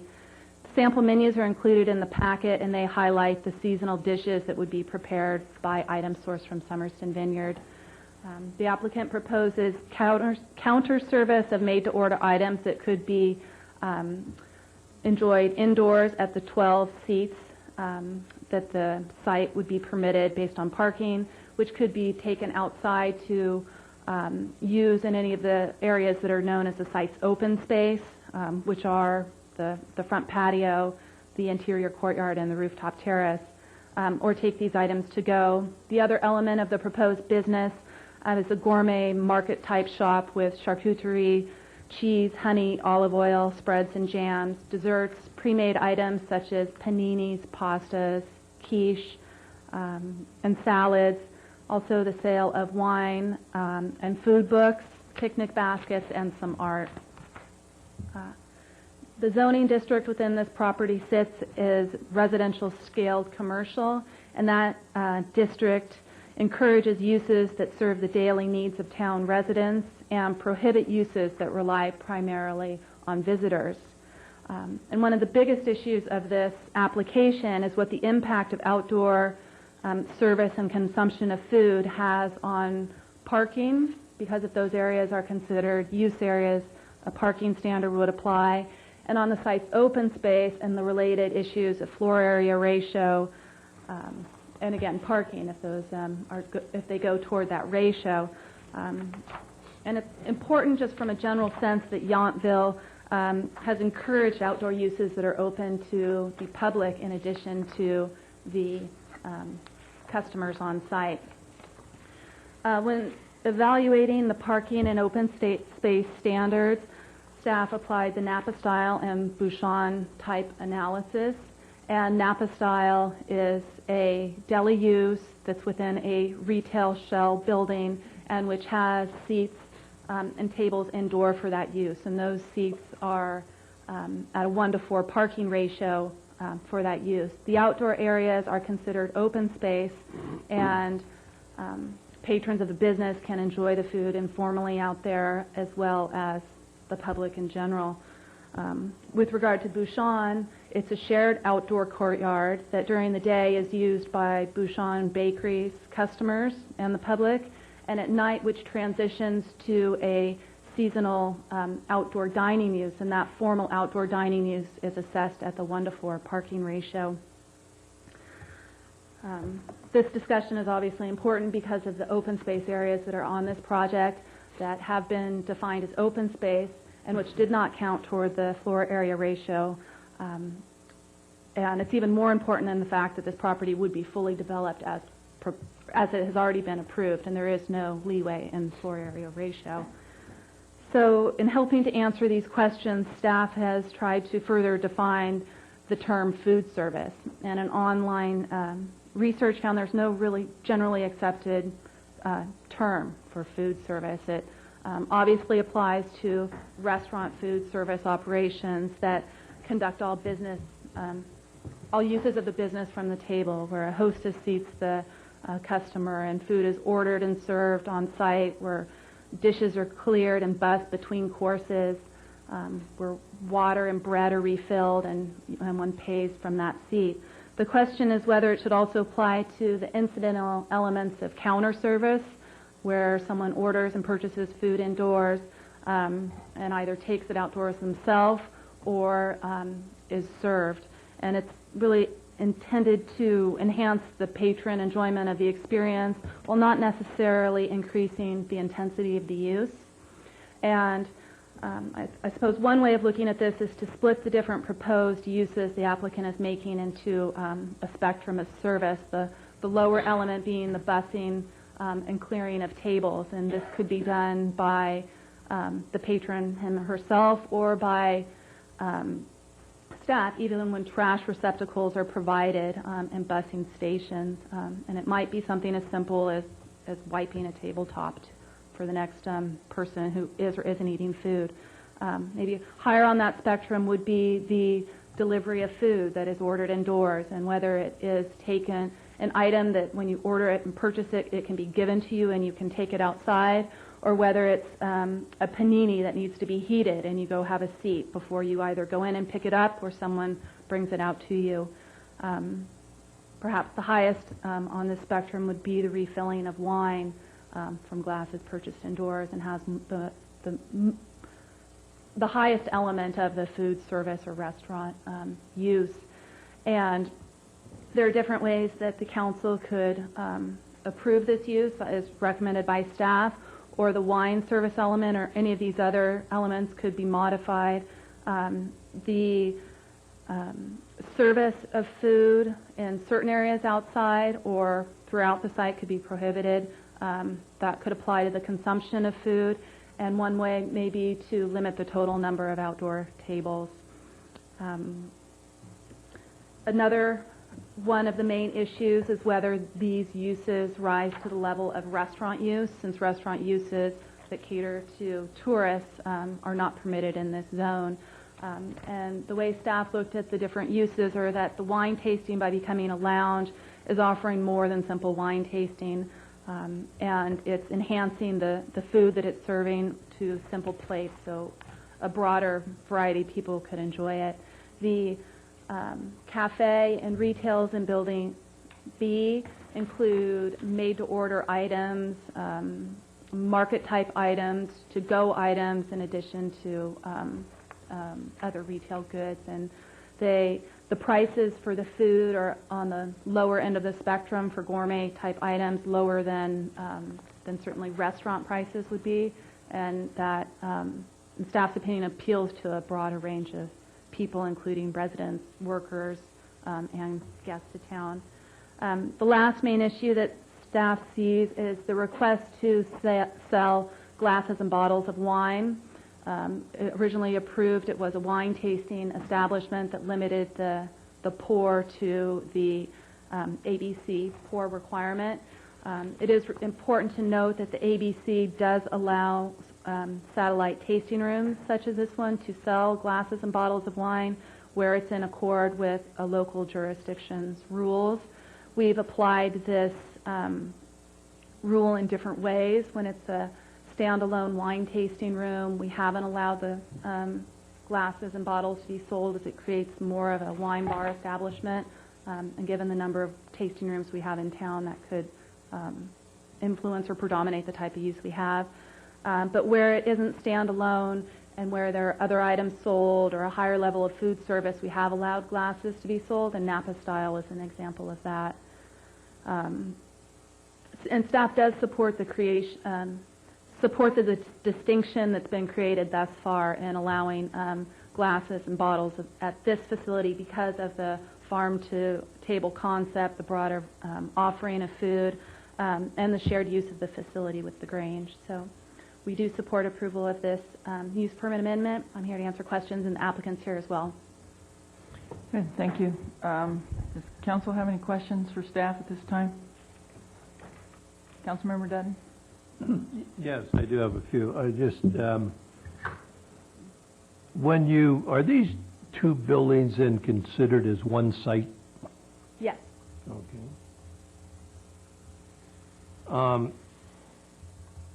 Did you mention that wine would also be available in Building B?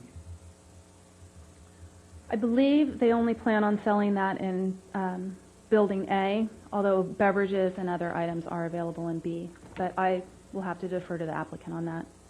Okay. And then you mentioned the ABC and these type of things. And as I read through this, I was just curious, they do the permitting. You mentioned earlier that on a wine tasting, you can take the glass outside from a wine tasting room? You can, with certain requirements met, I believe, and I don't know the full scope of those, but as long as there's a clear line of sight to that area, it can be used. If there isn't a clear line of sight, I believe it needs to be fenced off.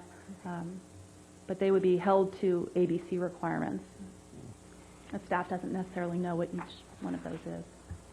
And then I guess, Bob or yourself, as this building in Bede, is it all equipped to handle the type of things they're talking about? It has the grease traps and everything else involved here? It will. It has a grease trap, and it will need to connect to that. And I think the applicant has a presentation that they're going to talk about that a little bit. Okay. Modifications they're making to the building in anticipation of this use. When the use was originally considered for Building B, and it was a pizza establishment considered, staff required a connection to the grease trap, and the applicant, as I understand, elected to connect both buildings to keep their options open when they were further developing ideas. So both buildings would be connected. Thank you. Any more questions? Vice Mayor? Yes, thanks. In the example you cite with Napa Style, did they have an existing restaurant use as part of the service of food and or wine at Napa Style? Do you know? I'd have to ask the Director of Planning. Do you recall? I know there was basically the Compadre's use was transferred to the Bottega. Right. But with the previous, there was a restaurant that Napa Style took over. So I'm wanting clarification on whether they also then assumed a restaurant permit from when it was Cucina a la carte. Right, there was Cucina, and they went into that space, but their proposal was to operate more as a deli with some seating outside, and it's not waiter-type service. Right, but if we determine in the course of our conversation that any table service or on-site prep food starts to constitute a restaurant use, then if Napa Style is your example and they had a pre-existing restaurant permit, then it wouldn't be fair to assume that because it's allowed at Napa Style, it could be allowed in this site. That's correct. Because there is no existing restaurant use permit associated with this parcel. That's correct. Okay. And I remember at great length we had a conversation about the floor area ratio and the open space. So again, if it's determined that table service negates the open space, then they have virtually no open space? Is that? If by your determination that the level of use of the open space puts it into a use area and then it becomes floor area ratio, then they would be in excess of their floor area ratio and in deficit of their open space. Okay. And in terms of parking on site, is it staff's interpretation that there's sufficient parking with this new proposed use, that there is no significant change, even if, again, if it's determined this is a restaurant use, or even if it isn't? You feel like wine sales, bottles of wine, food service, that doesn't dramatically impact the use on the site? The retail sales within the building and the food operation for up to 12 seats indoors meets the minimum standard. It would be in jeopardy if any of the outdoor areas were considered toward that. So the 12 seats in Building B, we're talking about 12 seats in Building B, those were part of the original use permit? No, but they're equivalent of the same ratio that would apply at 1 to 300 for retail sales.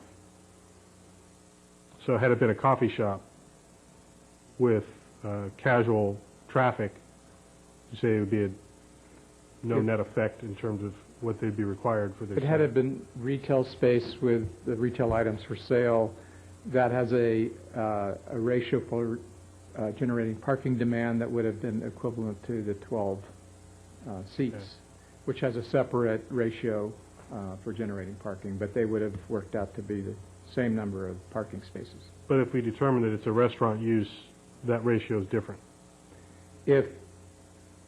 Well, no, as long as the seats remain 12. The 12 is equivalent to the floor area ratio that would be generated as a retail space. And that's how the parking demand was determined. So how are we calculating the seats in the courtyard? They're not being counted toward a parking standard because they're considered open space. So that's part of the discussion. If we determine any table service on those seats eliminates the open space, then that's a concern. Okay. Let's see if I had anything else. So are you differentiating between table service and counter service, did you say? You touched on that in your report, that originally the use was permitted if there was counter service, but if there's any kind of table service, that's part of our interpretation tonight? if we consider them the same thing? Exactly, yeah. Well, and there are two issues associated, whether the counter service means restaurant service, to redefine that, and the impact that that would have on parking and open space and floor area ratio. Okay, I think I've got just one last question. Well, actually, no, I have two. So you're saying that the applicant's not proposing wine service or consumption on top of Building B? Correct? That the only wine consumption we're talking about is potentially where? In the courtyard? In any of the open space areas, and that could be the front patio, the courtyard, or the rooftop terrace, if those meet ABC standards. Because I know we did go to great length to talk about the ABC standards in the rooftop terrace. If you've got staff only in Building A on the ground floor, and you now have potentially wine consumption on the terrace of They may not be able to Building meet B. that standard based on... But that's an ABC issue. standard. Mhm. Whether we say it's good or bad, it's an ABC issue. And so the zoning for this space, if it's determined that this is restaurant use, it's not zoned for that, correct? That you're talking about local serving, a local serving business, so it's not predominantly a visitor serving business, works for this zoning, but does restaurant use, if it's determined to be restaurant use, does that... Well, it prohibits uses that rely principally on visitors, and those are specifically in uses. The restaurants are left more open to decide, to qualify what type of restaurant that is, whether based on price and items sold, it is catering to tourists, or whether it is geared more toward a local. And that's a hard call to make. It's probably a very fuzzy line. Right. That goes back to earlier discussion staff has had with the council about the restaurants are not out of hand excluded, but the language is that rely on visitors, principally rely on visitors for their clientele. And how there's no metric in the ordinance of how that's determined. And then that led to a wider discussion. Is there any business in town that does not fall into that category? And and that's where that was left. Okay. I think those are my questions for now. We'll see what direction this takes us. Thank you. No question? Is the applicant here?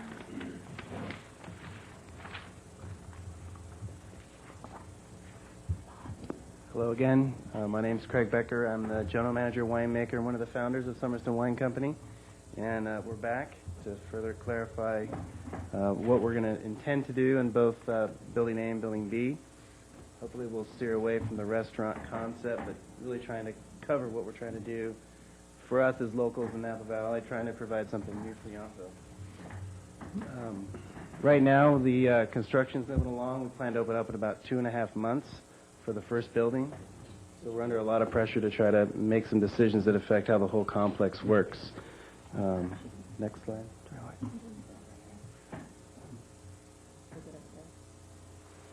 So in terms of redefining, or more thoroughly defining the plan for Building A, we are carrying over from the ranch the food and wine pairing that we're doing from our property. We'd like to do that in Yountville. We think it adds a real extension of who we are, and what Napa Valley can provide, just besides a wine tasting. To us, it gives us our full identity and ability to actually achieve our business goals. And the modified wine tasting to include by the glass and bottle purchase. One of the things we found throughout our friends and neighbors is that they'd like an alternative to Ponges, and that might be something a little quieter, something that they can come by, meet with friends, have a little cheese late night, whatever that is. I mean, we are open till 10 o'clock as is permitted now. And the idea is to create a food and wine environment where guests can slow down and stay a while. You can put that on the podium. So the plan for Building B, it's a small little building, just under 700 square feet. It's pretty limited in what you can do there. We've spoken to a lot of possible tenants, an amazing amount of restaurateurs, and it comes back to, how do you do something like that quality that can actually make money and create an asset for Yountville? And what we've decided to propose is to bring ourselves and our neighbors to Yountville in a way that has a bit of a structure of the Ferry Building with sort of format of Oakville Grocery. It's really informal, but great foods at reasonable prices, stuff you can pick up and head to the park in Yountville with your kids. So it's a real culinary and retail environment, and initially we were thinking kind of an Oxbow model, but Oxbow's become all about the food. It's not a whole lot about the local products as it was originally. I think that's why it's doing better now. But that gives you an idea of what we're thinking in terms of the setup. So at the Grange, what we're proposing is, classic menu items, those that you become familiar with, those that you want to go to, made-to-order foods, freshly made items to go, whether it's from our ranch, whether it's from Long Meadow Ranch, products and ingredients that are locally foraged. And gourmet market provisions. This is probably the most exciting part of the project for us. Looking at that square footage, we have about 38% of the square footage we can dedicate to retail. That would be something, whether it's refrigerated, display cases, dry display cases. We can see what our neighbors are doing in Napa, and it's a pretty amazing thing. There's a lot of great food. Obviously, we don't make Parmesan cheese here, so we will have some outside products, but the focus is locally foraged. And again, the commitment to our local partners. We have established quite a few partnerships at the ranch, which we then, Napa Valley Adventure Tours and some other partners to help brighten up and make this complex really interesting. In the open space, obviously we're pretty sensitive to the open space. We spent a lot of time talking about that last time, which is why we aren't even thinking about any kind of formal service.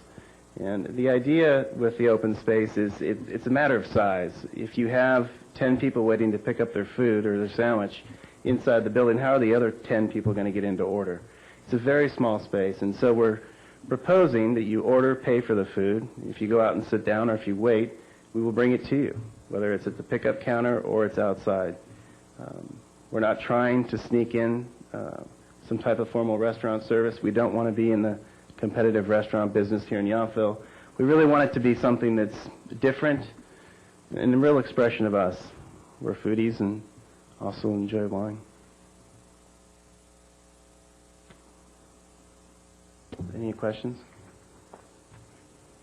Council, have any questions for the applicant at this time? If no one else does, I do. All right, Council, or Vice Mayor Dunbar? Thank you for your presentation. Can you clarify your concept for seating, table service, or just seating in the courtyard and the rooftop terrace? Are you proposing that people can order something downstairs and take it themselves upstairs or to the courtyard and consume it?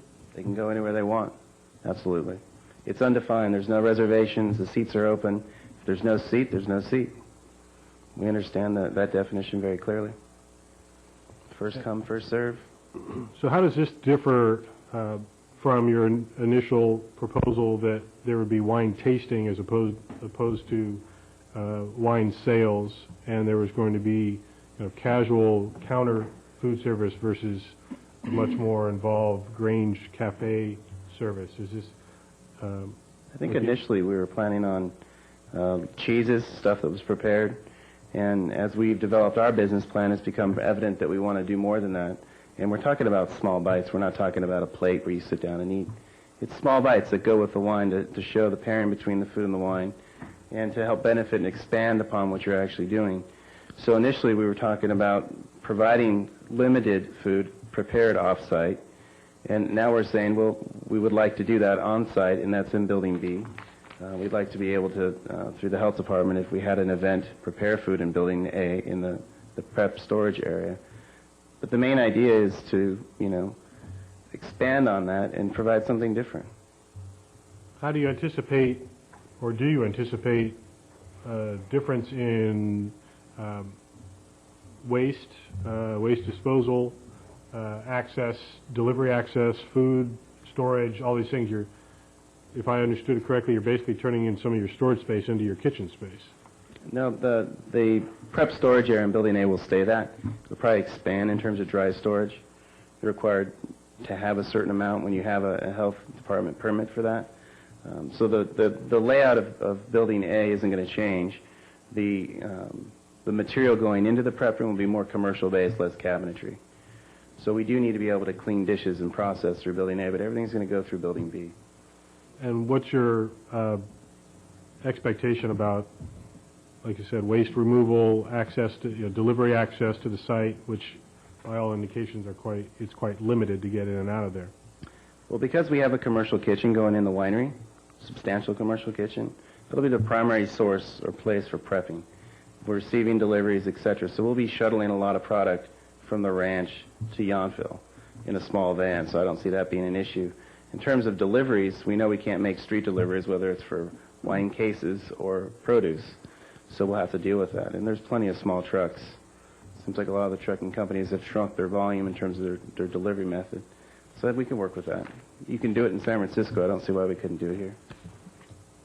And so you're not proposing any changes to the use or layout of the second story of Building A? No, we're not. Okay. Those are my questions for now. Thank you.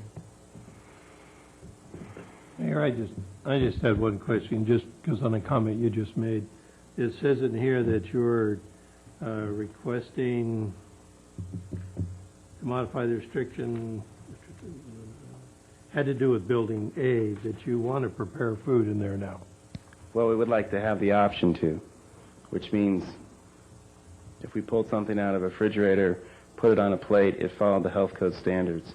We don't propose putting any heat elements in Building A. It's a redundancy we don't need. It can stay in one location in Building B. So we're basically just talking about having the standards and making it an inspection part of the whole complex. It says here you'd have an on-site chef. That would be in Building A? Building B. And at the ranch, it'd be the same person. Okay.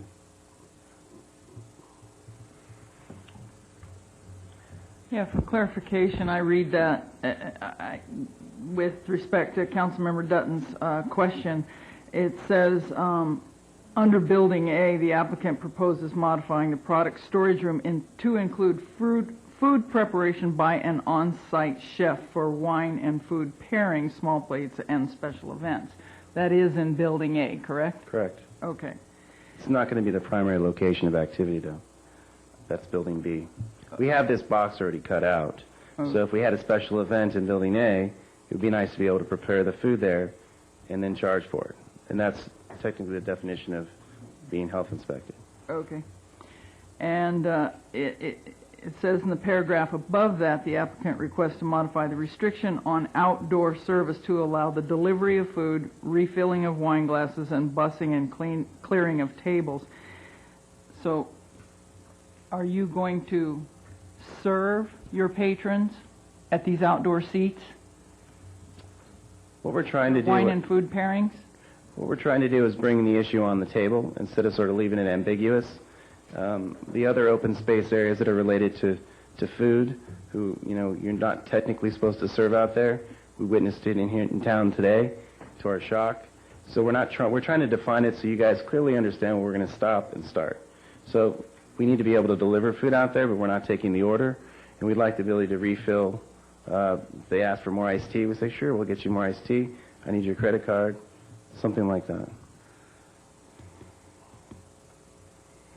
Okay. Do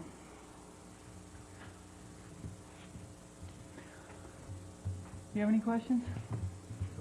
Thank you. Thank you. Is there anyone from the public that would like to comment on this matter this evening? Anyone? Mr. Housley. I have one or two comments. My name is Eric Housley. I'm the owner and manager from Ranch Market in Yountville. And this is nothing to be taken personally by the person proposing or the people proposing, but I think when this all came forth in the beginning, they should have applied for a restaurant and wine bar. It was very prominent that this was, personally, I thought, I was like, this is a joke. There's no way that they're going to get it. They're going to reapply once they get in and get the building built. I think that shows in comments like sourced primarily from the ranch. In other words, very generalized, we will bring it when we can, and if not, we'll bring it from wherever. Major support for food items. We left everything very vague on purpose, so then we can get every chance possible to bring in whatever we want and turn this into a cafe and a food facility. I remember specifically being approached by multiple people that wanted to buy the property prior, and they were told, this is not zoned for a restaurant. And this is exactly what we're trying to make it do. You know, you can say Taylor's isn't a restaurant because they order it at the counter and they go sit down and they bust their own plates, but Taylor's is a restaurant, let's be honest. Things that I heard, trucking companies coming in, bringing in their stuff, that's not coming from the ranch. The idea of them bringing it from the ranch, having charcuterie, things like that, if you're going to supply an entire, even as small as they're talking, from the ranch, I think it's a really cool concept. But when you start serving and bringing it out to the tables and wine for consumption in those open areas, everybody else in town, Hurley's, Bistro Gentil, everybody else has been held to very strict limitations on the amount of seating and everything we've had to do to stay through with this. So it's only fair for them to be under the same standards in terms of seating. I'm glad you brought up the Napa style thing because that was Bocconcini before it was Cucina, and they had a full liquor license and all, so that was part of some of the things going. So it's hard for me. I like the concept of it. I know they're selling it. I'm not buying it. I just don't see it as something that's the way it's coming across of, oh, it's going to be very casual. People can use it. That's just the way I'm seeing it. So I don't feel that, like I said, I don't feel that it's fair to the business and restaurant owners that have gone through all the proper permit process. I remember a few years ago when Compadres and everybody had all the extra seats pulled out of their patios because they weren't within the standards. And if you guys want to get into policing on how many seats they have out there and if they're actually busing them and delivering them and all, have fun with that. Thank you. Thank you for your comments. Anyone else?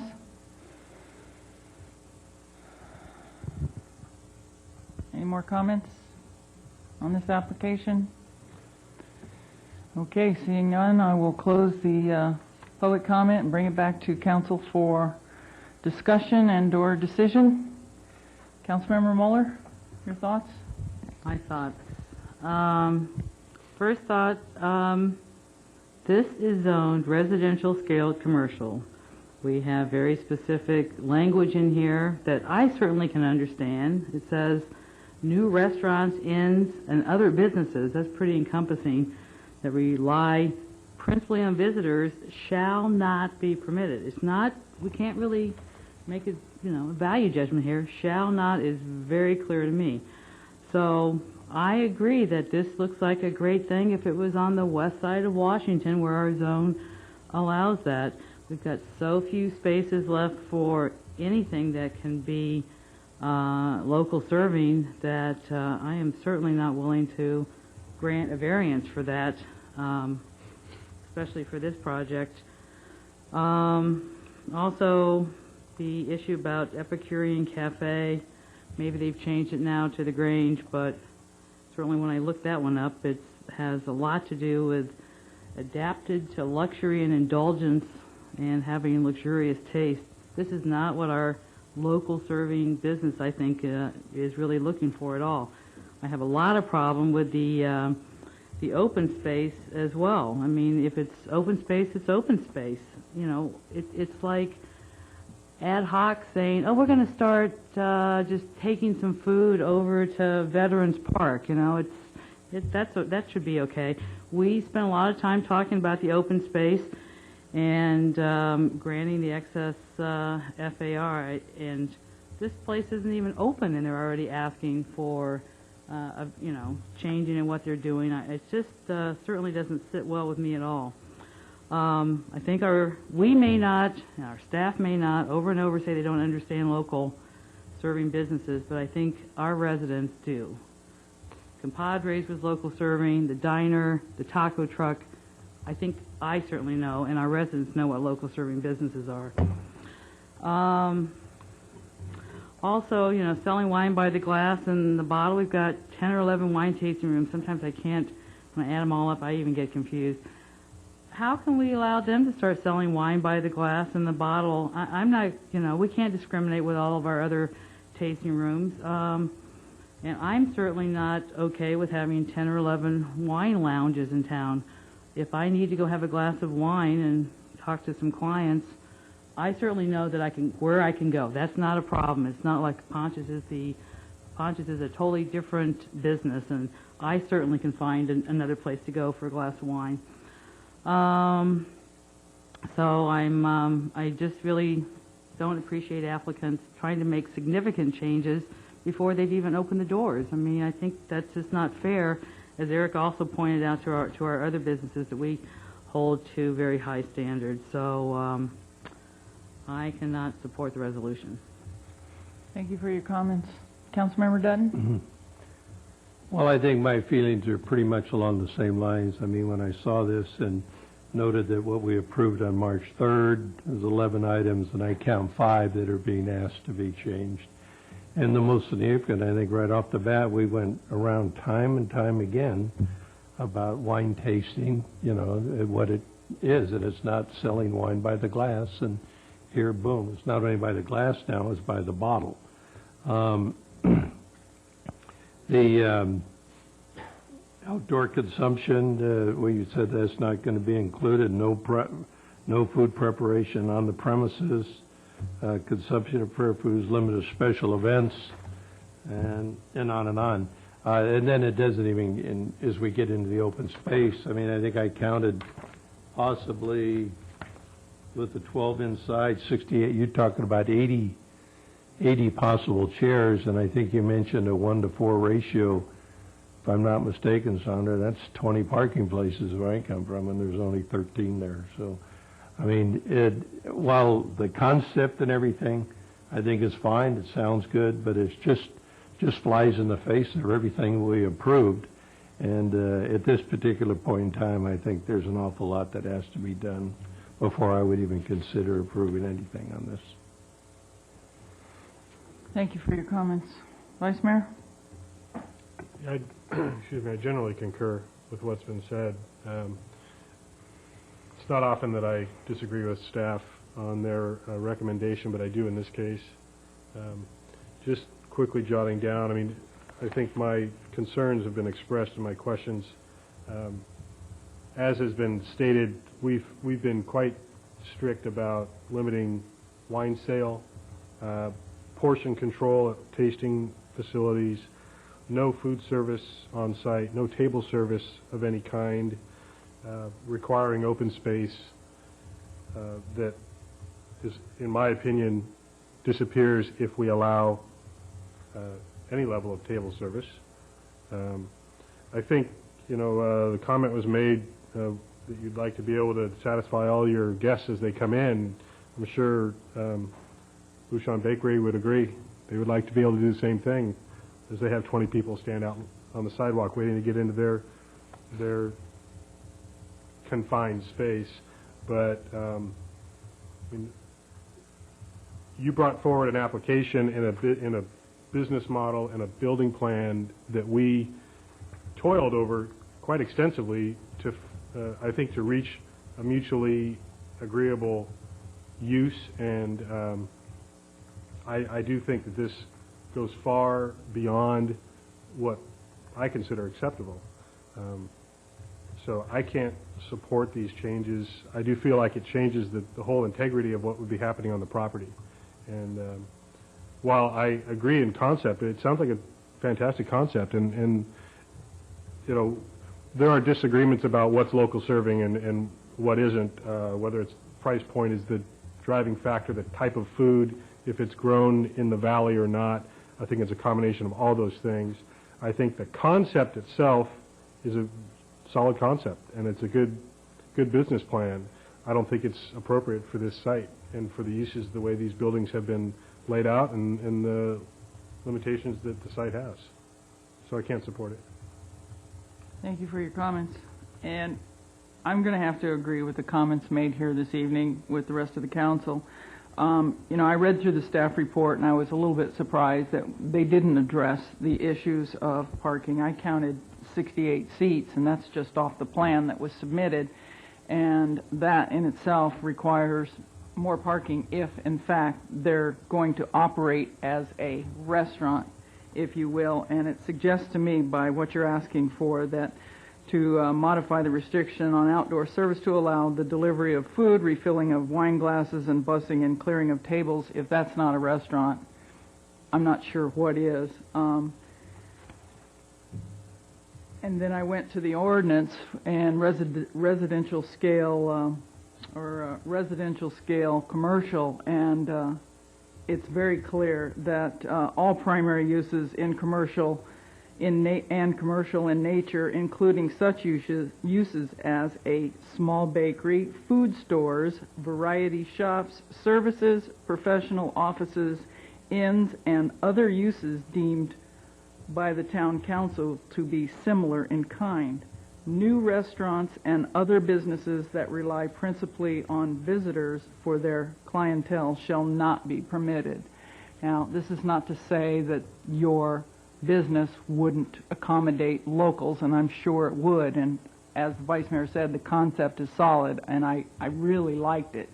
Unfortunately, that's not what we approved in terms of the use permit, and while I would support some type of food product and service going into Building B, I can't support the service of food and sales of full glasses of wine and bottles of wine out of the tasting room, because that's not what it is, and that's not what we approved originally.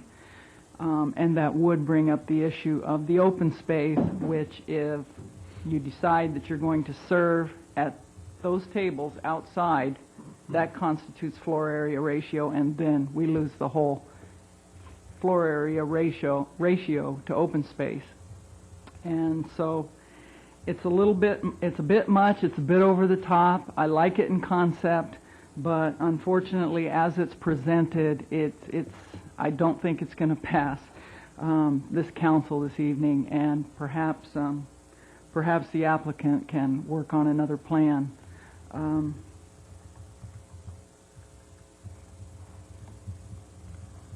I guess that's all of my comments. So, staff would like us to move to adopt the resolution, and I don't know that we have a motion.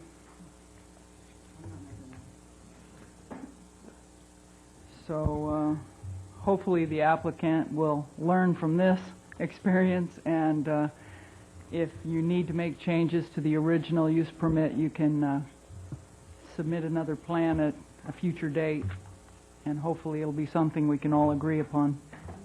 Madam Mayor, if I can make a suggestion, if the town council is not in favor of going with staff's recommendation and would like to deny the application, the council could direct staff to prepare a resolution which summarizes the grounds for denial and bring it back at a future meeting for Is council formal adoption. comfortable with that? Yeah, I like that idea a lot. Thank you for this suggestion.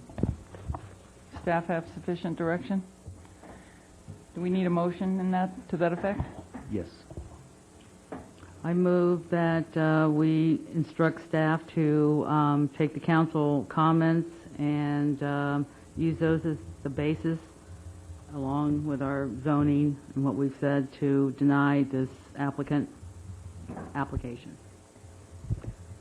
I'll second. All those in favor? Aye. Aye. Opposed? None. That motion carries. Madam Mayor, sorry to interrupt again. Just so the record's clear also, the record should reflect that the public hearing was closed prior to the making of that motion. Therefore, there will be no public hearing notice required for this matter coming back. It's something that could just come back Resolution even would on go to consent? Consent. Right. Okay, I understand. Is that sufficient for the record? Okay. Thank you. Item 13, public hearing, balloons above the valley. Use permit amendment. Do we have a staff report? Yes. Welcome back, Councilmember Chilton. Thank you. The item before you is a use permit amendment to allow hot air balloon launches from Vintners Golf Course, and this applicant already has a use permit for launches from the wine train, and that includes 3 16-passenger balloons, and the applicant would like to retain the permit just noted, but expand its operation by adding launches from an alternate site at the Vintners Golf Course. The golf course facility would become the primary launch location, while the wine train becomes a secondary backup for times when the golf course can't be used, such as when the lawn is wet or some other time. All launches would be from either of the facilities on a single day and never from both locations. 2 launching locations are proposed as shown on this overhead photograph. One is on the north portion of the driving range, and the other is adjacent to the fairway of the 9th hole. The applicant's request is for 10 or more launches per day from these 2 locations, and they have a fleet that exists, current fleet of 8 16-passenger balloons and 1 4-passenger balloon, and it has a staff of 5 pilots. And based on this fleet size, staff estimates up to 168 people could arrive on the site on any launching day, and that would consist of 132 passengers, which is the capacity of the balloons, and 36 employees, which is at a ratio of 4 employees per balloon. Passengers would generally arrive in their own vehicles, and employees would arrive in van transportation. And they would use the golf course parking lot and walk to one of the 2 launching locations. The window of launching time that's allowed in town is between 5 a.m. and 7:30 a.m. And that's based on the time of daylight throughout the year and FAA standards that prohibit balloon launches before daylight. So that means they're earlier in the summer and later in the winter. The way the balloons would be launched would be to inflate and launch a single balloon from each location while a next set of balloons is staged and ready to launch. And balloons would launch approximately 3 to 5 minutes from consecutive launches until all balloons are in the air. Ground staff would remain on site for approximately 45 minutes after the last flight, and the passengers would return to the parking lot and leave the site between around 9:30 and 11:30 a.m. The golf course is zoned public facilities, and private uses are allowed on PF zone land with an approved use permit. In this case, the hot air balloon launch uses are not expected to impact the golf course facility, generally based on the fact that golf course uses become intensified at a later time of day than the early morning launches. The parking is also expected, the existing parking lot is expected to meet the demand, and while there's no parking ratio applied to hot air balloons, in this case, staff assumes at least 2 passengers per vehicle, and without regard to the van transport for employees, that would mean a maximum of 84 vehicles on any given day, and probably less than that. And this is a parking lot of 143 stalls, which should be able to meet both the golf course and balloon launch needs. It is also not expected to impact adjacent uses because of the significant impacts due to the buffers of the golf course and other uses, and the residential uses that are set further back. Since publication of the staff report, the applicant has requested a longer window of opportunity to launch in the winter months when it doesn't become daylight when it's daylight later, and when winter morning fog can delay a launch time. And based on an FAA limitation that doesn't let them launch until it's sunrise, staff could support allowing launches up till 8, and subject this part of the use permit to the requirement that it be reviewed within 6 months to see if that 8 o'clock time is working, and if not, evaluate it to see whether an 8:30 may work or whether it needs to be scaled back. Staff does also recommend limiting the total number of launches from the facility rather than leaving it open-ended to more than 10 a day, and that's based on the fact that they have a fleet of 9, they want to expand it by 1, and the site really does have a limit based on parking and restrooms and all of the different factors. Within town, the marketplace is limited to 10 launches. Washington Square is limited to 7, and their site at the wine train is limited to 3. So we would support and recommend approval of the resolution as presented.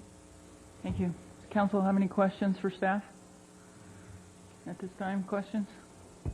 Well, I guess the only one, and really my only issue at the same time is the time, 9:30 to 11. It just seems, I go to the golf courses, parking's kind of crowded over there. I know you got permission from the Veterans Home and the golf course. Do they really know that, I don't even know how many cars really might be there till 11:30?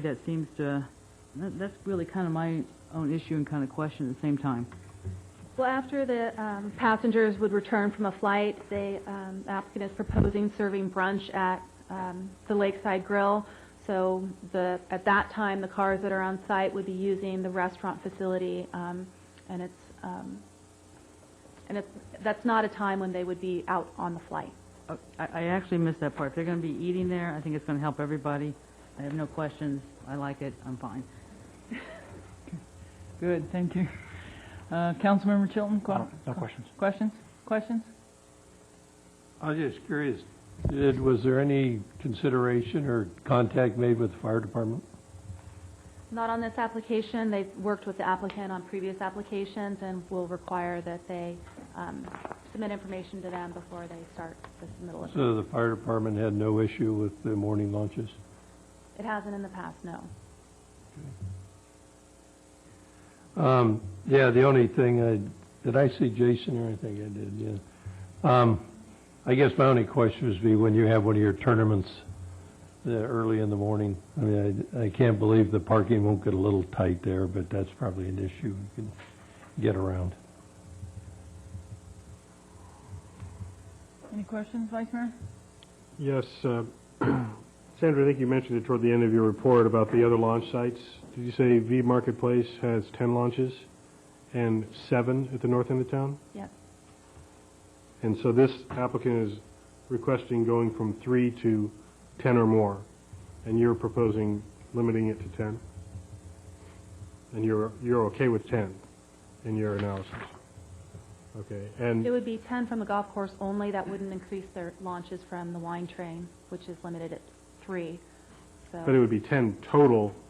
You said it would never be from both sites. It would either be from the 2 golf course sites or the train site. Never 5 and 5 or whatever. Okay, and hopefully with the representation from the golf course, I'd like to hear from the golf course about the impact or lack thereof. I have a hard time believing that there's not going to be any impact on the golf course, given the overlap of times when the weather's good, how early play begins, and how loud these things can be, and how sensitive golfers can be to noise. So, I mean, even the distance from the wine train, they've got to be a few hundred feet in the air. I've seen it from the golf course. They're a couple hundred feet up by the time they hit the golf course, as opposed to rising and hitting the propane tank. So hopefully we'll maybe hear, if you are comfortable with commenting about the impact on the golf course. And if I could just, one last thing, you're saying that the request has been modified for the hours to go till 8 o'clock in the morning. Is that from your... They're requesting until 8 or 8:30, and staff would recommend allowing until 8 for 6 months to see how that works, and if 8 meets the demand, and if not, maybe consider later. And you have 2 different periods of time here, from May to September and October to April, and you're saying in both cases they're proposing 8 o'clock be the back end? No, I suppose we could limit that to the winter months, when the daylight and the fog are the issues. And so, just one last thing, because we are talking about post-flight food service at the course, those cars don't go away. The golf course is open, the restaurant is open, so it's your interpretation that even with up to 10 balloons, with staff and passengers, there's not going to be an overwhelming impact on the parking lot into or past the noon hour? You think the 143 spaces are sufficient for all the golf course use and 10 balloons use? Well, I suppose there's been an issue raised tonight that during a tournament, when there's a very heavy demand on the golf course, that that may prove to be difficult. That's something that we would monitor. I think we've put a 6-month review on this project, so that's something we could look in depth at. Okay. Thank you. Sandra, what is our time limit on the other balloons now launching? Is it 7 o'clock? They're all, no, they're 5 to 7:30. 7:30, okay. The applicant here? Good evening, Mayor, Vice Mayor, and council members. I'm Cindy Barbarick with Balloons Above the Valley. I can't believe it's been 3 years since we've been in front of you all with the wine train station. And I'm sure you haven't missed me at all, but here I am again. This has actually come about in business proceedings with Balloons Above the Valley and the golf course to try to be a win-win. In the economy, we took a look at things, and the wine train has been a great opportunity for us to launch and a great launch site, and in the 3 years we haven't had any issues. So from a business standpoint and from what our company's looking at is right now we meet our customers, we meet our passengers, we either pick them up or currently they're meeting us down at the Hat Building in Napa, which is the Napa General Store, which has a very, very small parking lot. And just a couple of things that I think I was remiss in getting Sandra information. But we have the capacity with the balloons that we currently have, because we've just taken possession of a new balloon, to fly 102 passengers a day. Now, typically, 50% of those passengers we pick up via our vehicles, our 14-passenger vans. We pick those passengers up at various hotels throughout Sonoma and Napa County here. So we're picking those people up. So right there, you're cutting down in 50% of the parking things that I think have come to your mind. With the rest will meet us there, and our passenger ratio is anywhere from 4 to groups of 2 to 4 to 6. So it could be 2 passengers to a car to 6 or 8. In the 4 years that we have been meeting at the Napa General Store area with the Napa River Inn Hotel there and hotel guests, with that small parking lot, we have never, ever run into a parking issue, just to sort of give you an idea of that. Vice Mayor Dunbar, I with the golf course had the same question about, because if we move as a company, if we make a decision to move our business from downtown Napa, the Napa General Store, which has been wonderful for us, to this facility, it has to be a win-win. And my question was the same thing to Jason. What about when you have golf tournaments? We've been really good with the town of Yountville, and they've accepted us as ballooning. I don't want to tick off golfers. That's going to open up a whole new. And we typically, in the summer months, not typically, this is what happens. In the summer months, because we launch a half hour after the sun rises, we're meeting our passengers at 5:30 in the morning. It is beneficial to us in ballooning to meet our passengers, to get those balloons inflated, get up and get out of there as quickly as possible. Because the reason we fly so early in the morning is when the winds are the calmest, and the essence of time is the winds pick up. So our goal is to get out of there. That's why we want to give this a trial and make sure that it's not going to be an impact. I think Jason from the golf course can talk more on their business mind and frame of mind as to why they're even entertaining this.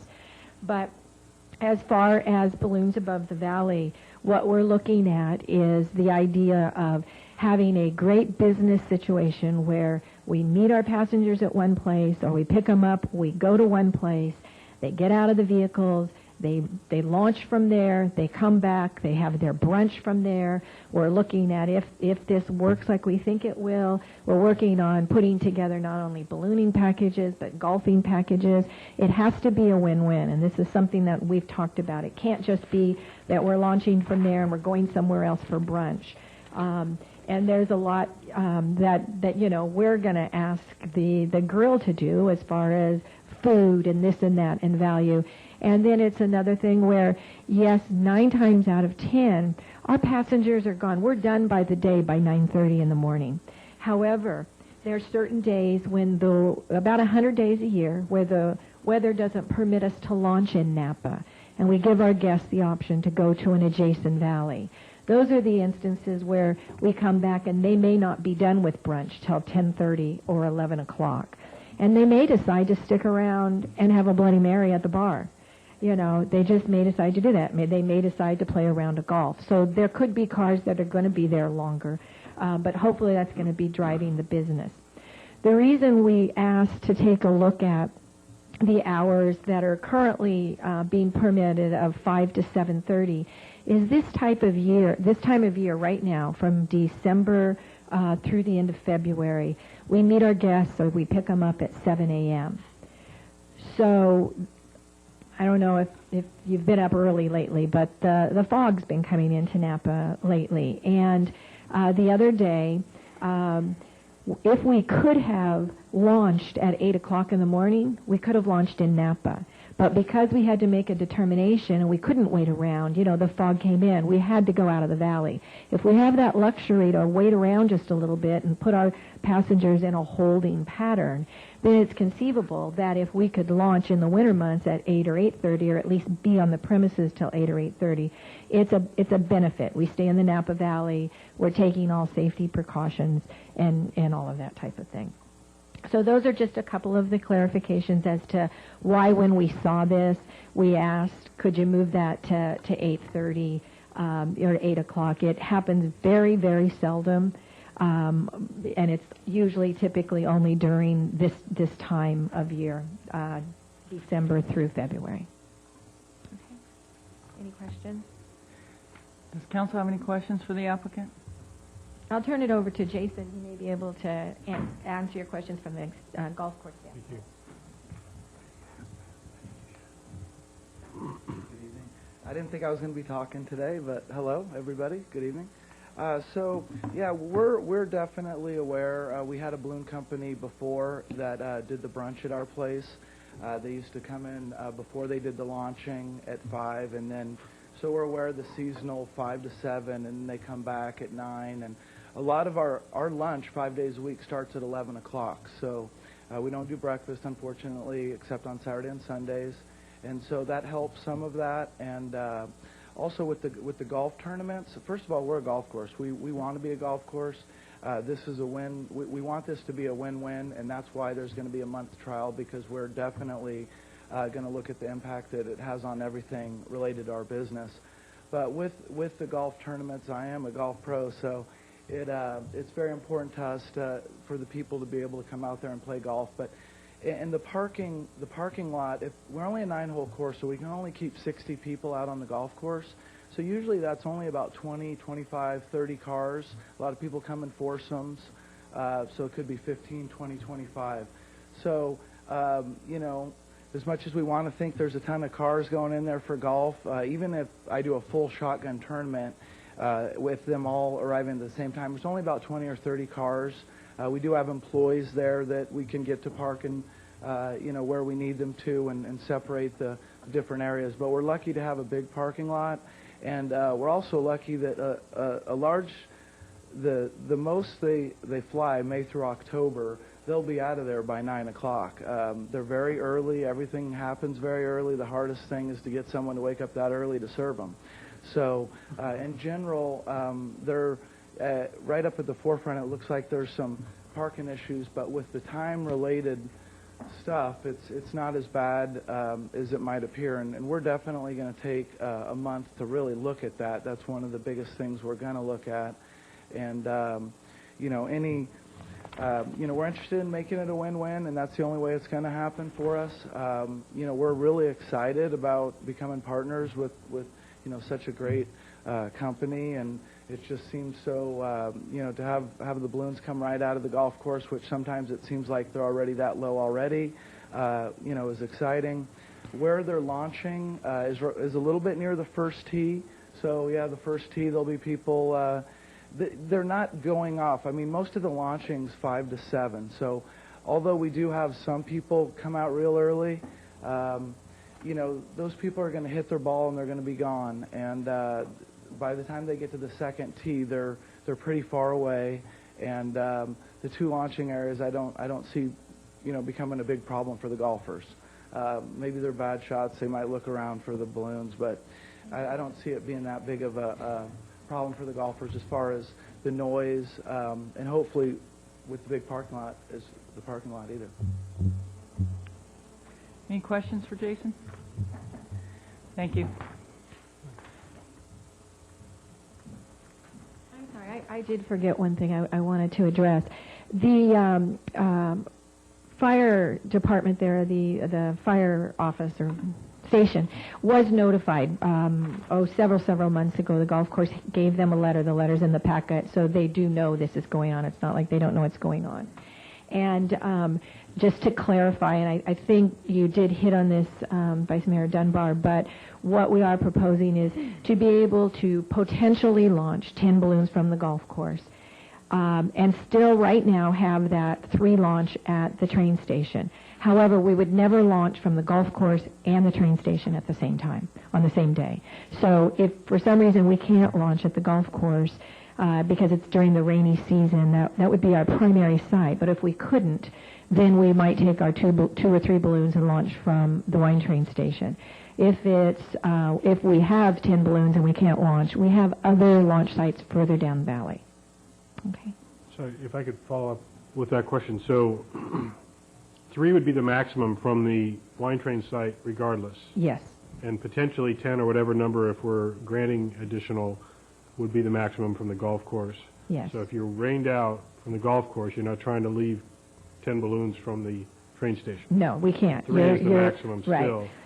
Okay. Now, if this is a win-win and if this works for us, we may let the wine train station go. But right now, that is our goal, is to be able to launch 10 balloons from one primary site, which would be the golf course.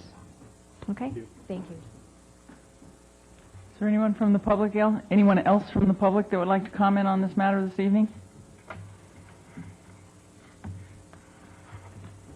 I promise this will be the last time I talk today. I actually don't really understand why they can't leave later than 7:30. I mean, if they want till 8:30, I mean, why not? I mean, I would love what benefits. I just love going up the valley and seeing the balloons in the air in the morning. But what benefits us is a lot of our guests do the hot air ballooning in the morning and then come on our cycling tours during the day. And it would be so nice for those 100 days if we could cut some of those down to stay in the valley. And if they can hang out just a half an hour to an hour longer just to see if this fog's going to go away, and then actually do the tourists a favor and actually balloon from Napa Valley like they wanted to in the first place, that would be so great. So again, I'm the layman here. I'm not really sure why we have a 7:30 time frame anyway, but why not give them till 8:30, and then why not give the other balloon companies the same benefit? I mean, so anyway, enough said. Good night. Thanks, Brad. Anyone else? Okay. Seeing no further public comments, we'll close that and bring it back to council for discussion and their decision. I lost my place.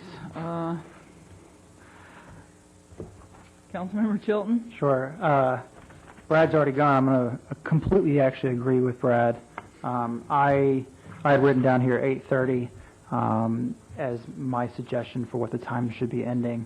And the main reason for that is, if somebody can tell Brad, I was saying this about him, but the bike company, the balloon company, the wine train, the golf course, these businesses are so important to this town because it provides something besides just wine and food.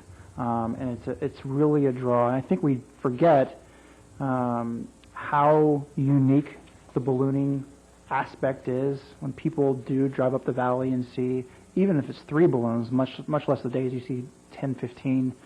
I think the most I've ever counted was 19. It's just spectacular. And that's a real asset that Napa Valley has, and it's a big draw. And you know what, as many balloon launches as you can do in Yountville, I say go for it. So I definitely support 8:30. I think it's great to have a business supporting another local business and a restaurant. Go for it. So I support wholeheartedly. I say 8:30, and good luck to both of you. Councilmember Moeller? I like balloons. I think they're really pretty. I've been up in balloons. I think they've got it all worked out, and who am I to come up with something better than I think what they've already put together? I'm fine with 8:30, and they're going to work it out in a month, and I hope it all goes well, and I think it will. So thanks for coming to Yountville. Councilmember Dutton? Yeah, I too. I think it's a great, as they said many times over, a win-win situation. I think the reasoning, if I'm not mistaken, for the 7:30 is because of the other launch areas have customers, workers, and everything coming into those parking lots. So I know, Sharon, you had your business up there. I don't know if 8:30 a launch would have been very good. So I think that would be, I don't have a problem with 8:30. I think obviously you'd have to open it up to everybody, but I think the other companies that launch from V-Market and from Washington Square probably wouldn't be able to use 8:30 that late in the day. I may be mistaken, but if we do it for one, we obviously have to open it up for all of them. Thank you. Vice Mayor?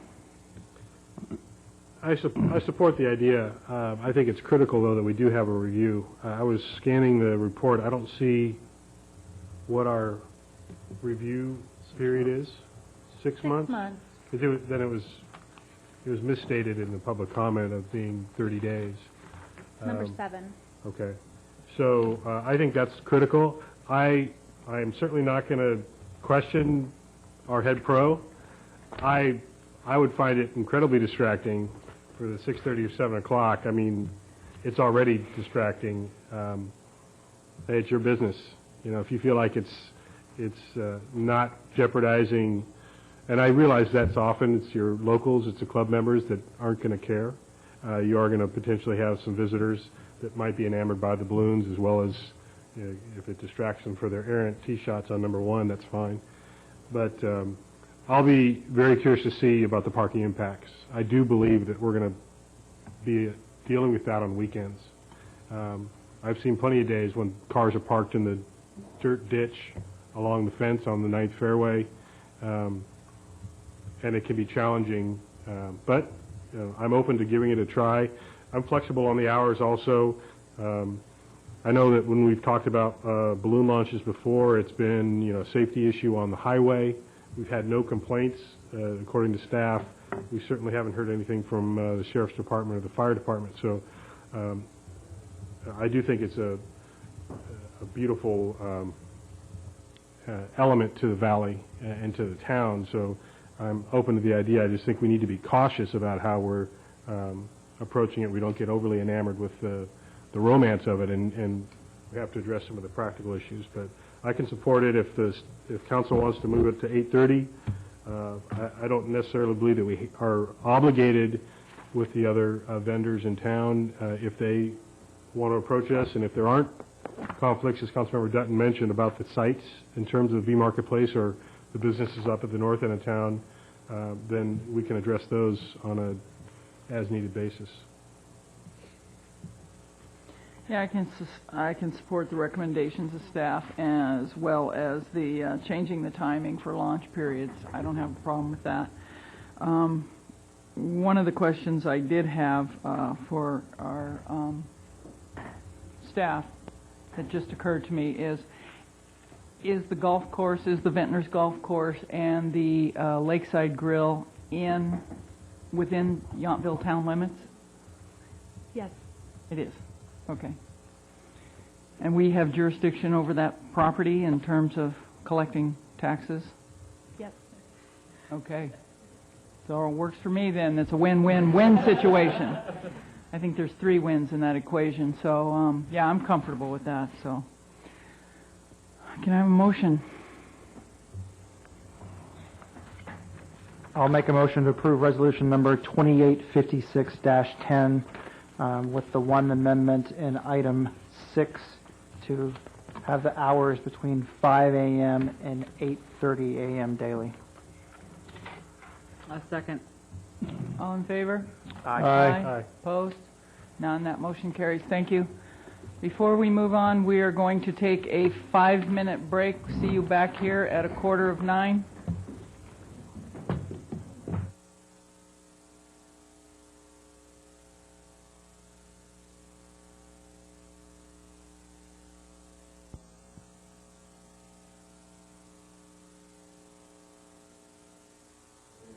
Let's get this party started.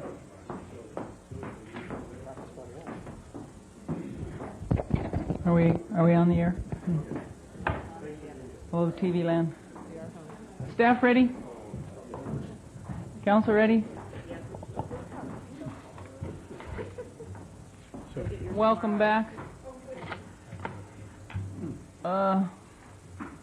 Okay, that was item 13. We've got item 14. Vice Mayor, you had a...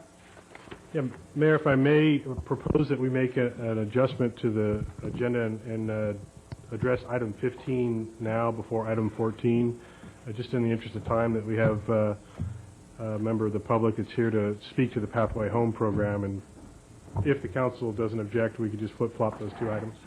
Council have a problem? I agree. I think it'd be appropriate. Can I have a motion? So moved. Second. All in favor? Aye. Item 15, which is now item 14, the Pathway Home program. Can we have the staff report, please? I guess that's me. Get to it.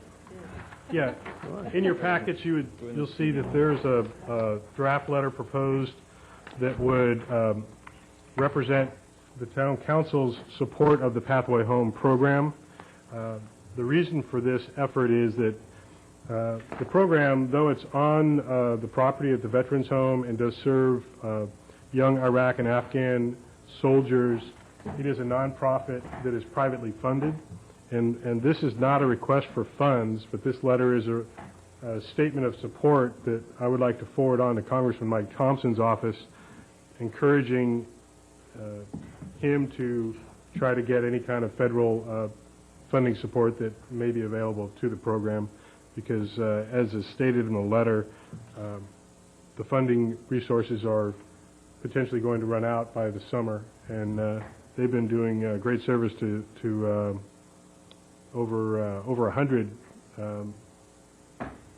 veterans in the last couple of years of the program. So, and I've asked, when you're ready to open up to public comment, I've asked the director of the program, Fred Guzman, to just speak to the program if council has any questions. Before I open it up to council questions, we did receive a letter from Sam Fromowitz in support of the program, and in your efforts to solicit Congressman Thompson's help in securing federal funding. I also received a letter from Napa County Board of Supervisors, District 2, Mark Luce, also requesting Congressman Thompson's support as well. Does council have any questions for John? Is there anyone from the public that would like to address this issue this evening?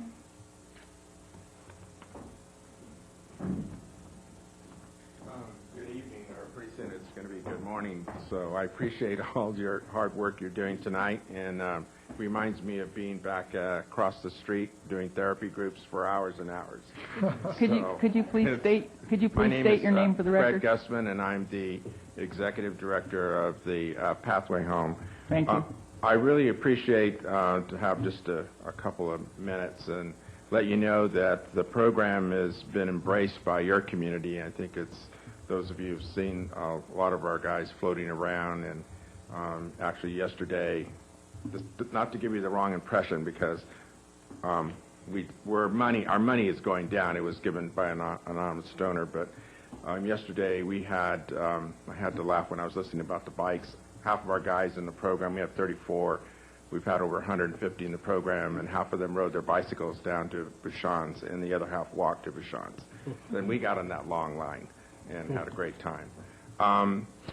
Congressman Thompson, I had an opportunity to meet with him, and he really wants to help the program. He supports it, and he thought it would be helpful to him in his endeavors on the Hill if he had some sort of letters of support from the local communities to embrace it. As you probably know, there's over 28,000 California National Guard that have been deployed to Iraq and Afghanistan. And even though we're downsizing in Iraq, which means we'll be seeing more people coming in, we're also still deploying people from California, and that doesn't count the regular armed services residents from California. We've had, like I said, about 150 gone through the program. They're doing quite well, which I'm very proud of. And we're doing a lot of interesting things. I anytime any of you would like to come and visit the program, please feel free to do so. The men really enjoy meeting the local residents. We have a lot of folks from Yountville as well as the surrounding area that have engaged the fellows and welcomed them home. And I think that that's probably one of the major issues. A lot of people think that when they come home and we see on the news that 30-second bite of a welcome home at an armory or at a base. But the reality is when they get home, it's weeks, months later when they start having a lot of transition problems. So actually, the program opened 2 years ago, and the community's interaction with the guys has given them hope and belief again that people really do care, because that's always a big issue for them. When they get admitted, they're always telling us, I feel like nobody really understands and so on and so on. But here they feel it's always a struggle when they leave, because they're always writing back and saying, I really missed. That happened last night from some of the guys. We started going bowling at the Napa Bowling Alley as an example, and it's always on Monday night. And so I got a lot of text messages from guys that have left the program and said, hey, this is bowling night, I miss it. So anyway, any help that you can do for us in terms of support to Congressman Thompson, I know he'll appreciate it, and we definitely will. Thank you. Thank you for your comments. Is there anyone else that would like to comment on this proposal, letter of support? Okay. Close public comment. Bring it back to council for action. Is there any need for discussion? Any comments? Sign the letter is my only comment. Well, I completely agree, and I think that the men and women who are defending us in Afghanistan, Iraq, and elsewhere deserve our absolute unqualified support. That's personal support and financial support, so absolutely I support this. Yeah, I think I did have the opportunity to attend, I think, the first graduation, and to hear the young men talk about what they went through and how they feel now. It's, of course, I guess being sort of a more mature person, I mean, when you look at someone, my God, you think they are young kids. What they've been through is just frightening in some cases. So to everybody's point, I mean, they deserve all the support that we can give them. I'm certainly behind this. Okay. If I could just make one more comment, just to kind of a public information comment, really is one of the main reasons that I've brought this forward is, and it's been touched on, is that this is not supported by Veterans Affairs. It's not supported by the state or the federal government at this point in terms of funding. And as Fred mentioned, it was a very generous private donation that's allowed them to get to this point so far. So, like I said, we're not asking the council to put forth money right now, but it's really to generate and show local support at the federal level, and hopefully we can tap into our state leaders as well and see if they can step up and show some support too. So thank you again for the council's time on this matter. Okay. We'll sign that letter. We don't need a motion. I think there's consensus by everybody, so direction is noted for the record. Item 14, medical marijuana municipal code update. Do we have a staff report? Thank you, Madam Mayor. This item originated at the January 19th, 2010 study session, at which time a report on medical marijuana and local regulation of medical marijuana dispensaries was given. At the conclusion of that report, the direction was given by the council for staff to prepare an ordinance, a proposed ordinance that would prohibit the establishment and operation of medical marijuana dispensaries within the town. Staff have prepared that ordinance, and that's before you on this item this evening. In course of preparing the draft ordinance, there were a number of reports that were reviewed that indicated the impacts that medical marijuana dispensaries cause, and a couple of those key reports are provided in the staff report on this item. The proposed ordinance would prohibit the establishment and operation of medical marijuana dispensaries within the town. It would establish criminal penalties for parties violating that prohibition. It would also declare as a public nuisance any medical marijuana dispensary, and pursuant to the requirements of the municipal code, such a public nuisance could be abated pursuant to nuisance abatement procedures. That concludes my report at this time. It's appropriate to entertain any discussion on the item. It is a matter agendized for public hearing and for first reading tonight. Okay. Council have any questions for staff? No. At the moment? No? Is there anyone from the public that would like to comment on this item this evening? No? Okay. I'll close the public comment and bring it back to council for further discussion and/or direction to staff. Councilmember Moeller? I think it's very thorough, and I really like to thank staff for doing such a thorough job. I think this is something that I can support without reservation. Thank you. Councilmember Chilton? I'm going to agree with that, and I would like to thank staff for bringing this so quickly. I think I brought this up at the first and only meeting in December, and the wheels of government can turn somewhat quickly. I just wanted to make the statement. I was reading through the report. There's a white paper from the California Police Chiefs Association, and they talk in here specifically about the exposure of minors to marijuana. I didn't know there were actually dispensaries that sell marijuana to people under the age of 18. But it made the comment in here, minors who are exposed to marijuana at dispensaries or residences where marijuana plants are grown may be subtly influenced, subtly is a nice word, to regard it as a generally legal drug. And I thought that was really interesting because one of my primary concerns is the impact this has on kids. And it really disturbs me that other municipalities are embracing this as a legitimate medical treatment, and I think the people who are most influenced are kids by that, to believing that it's not just something that you do, but it's actually good. So I'm really proud of this council for at least at this point taking action to support a prohibition. I believe the county as a whole should do so, and I definitely support this resolution. Councilmember Dutton? I concur wholeheartedly with the above or the previous comments. All right. No problem. Vice Mayor? I'd like to commend Councilmember Chilton on bringing this forward. I know, as you mentioned in December, just fewer than 2 months ago, my first response was, do we really need to deal with this yet? And it's been almost like a firestorm of a topic throughout the state, definitely throughout the county.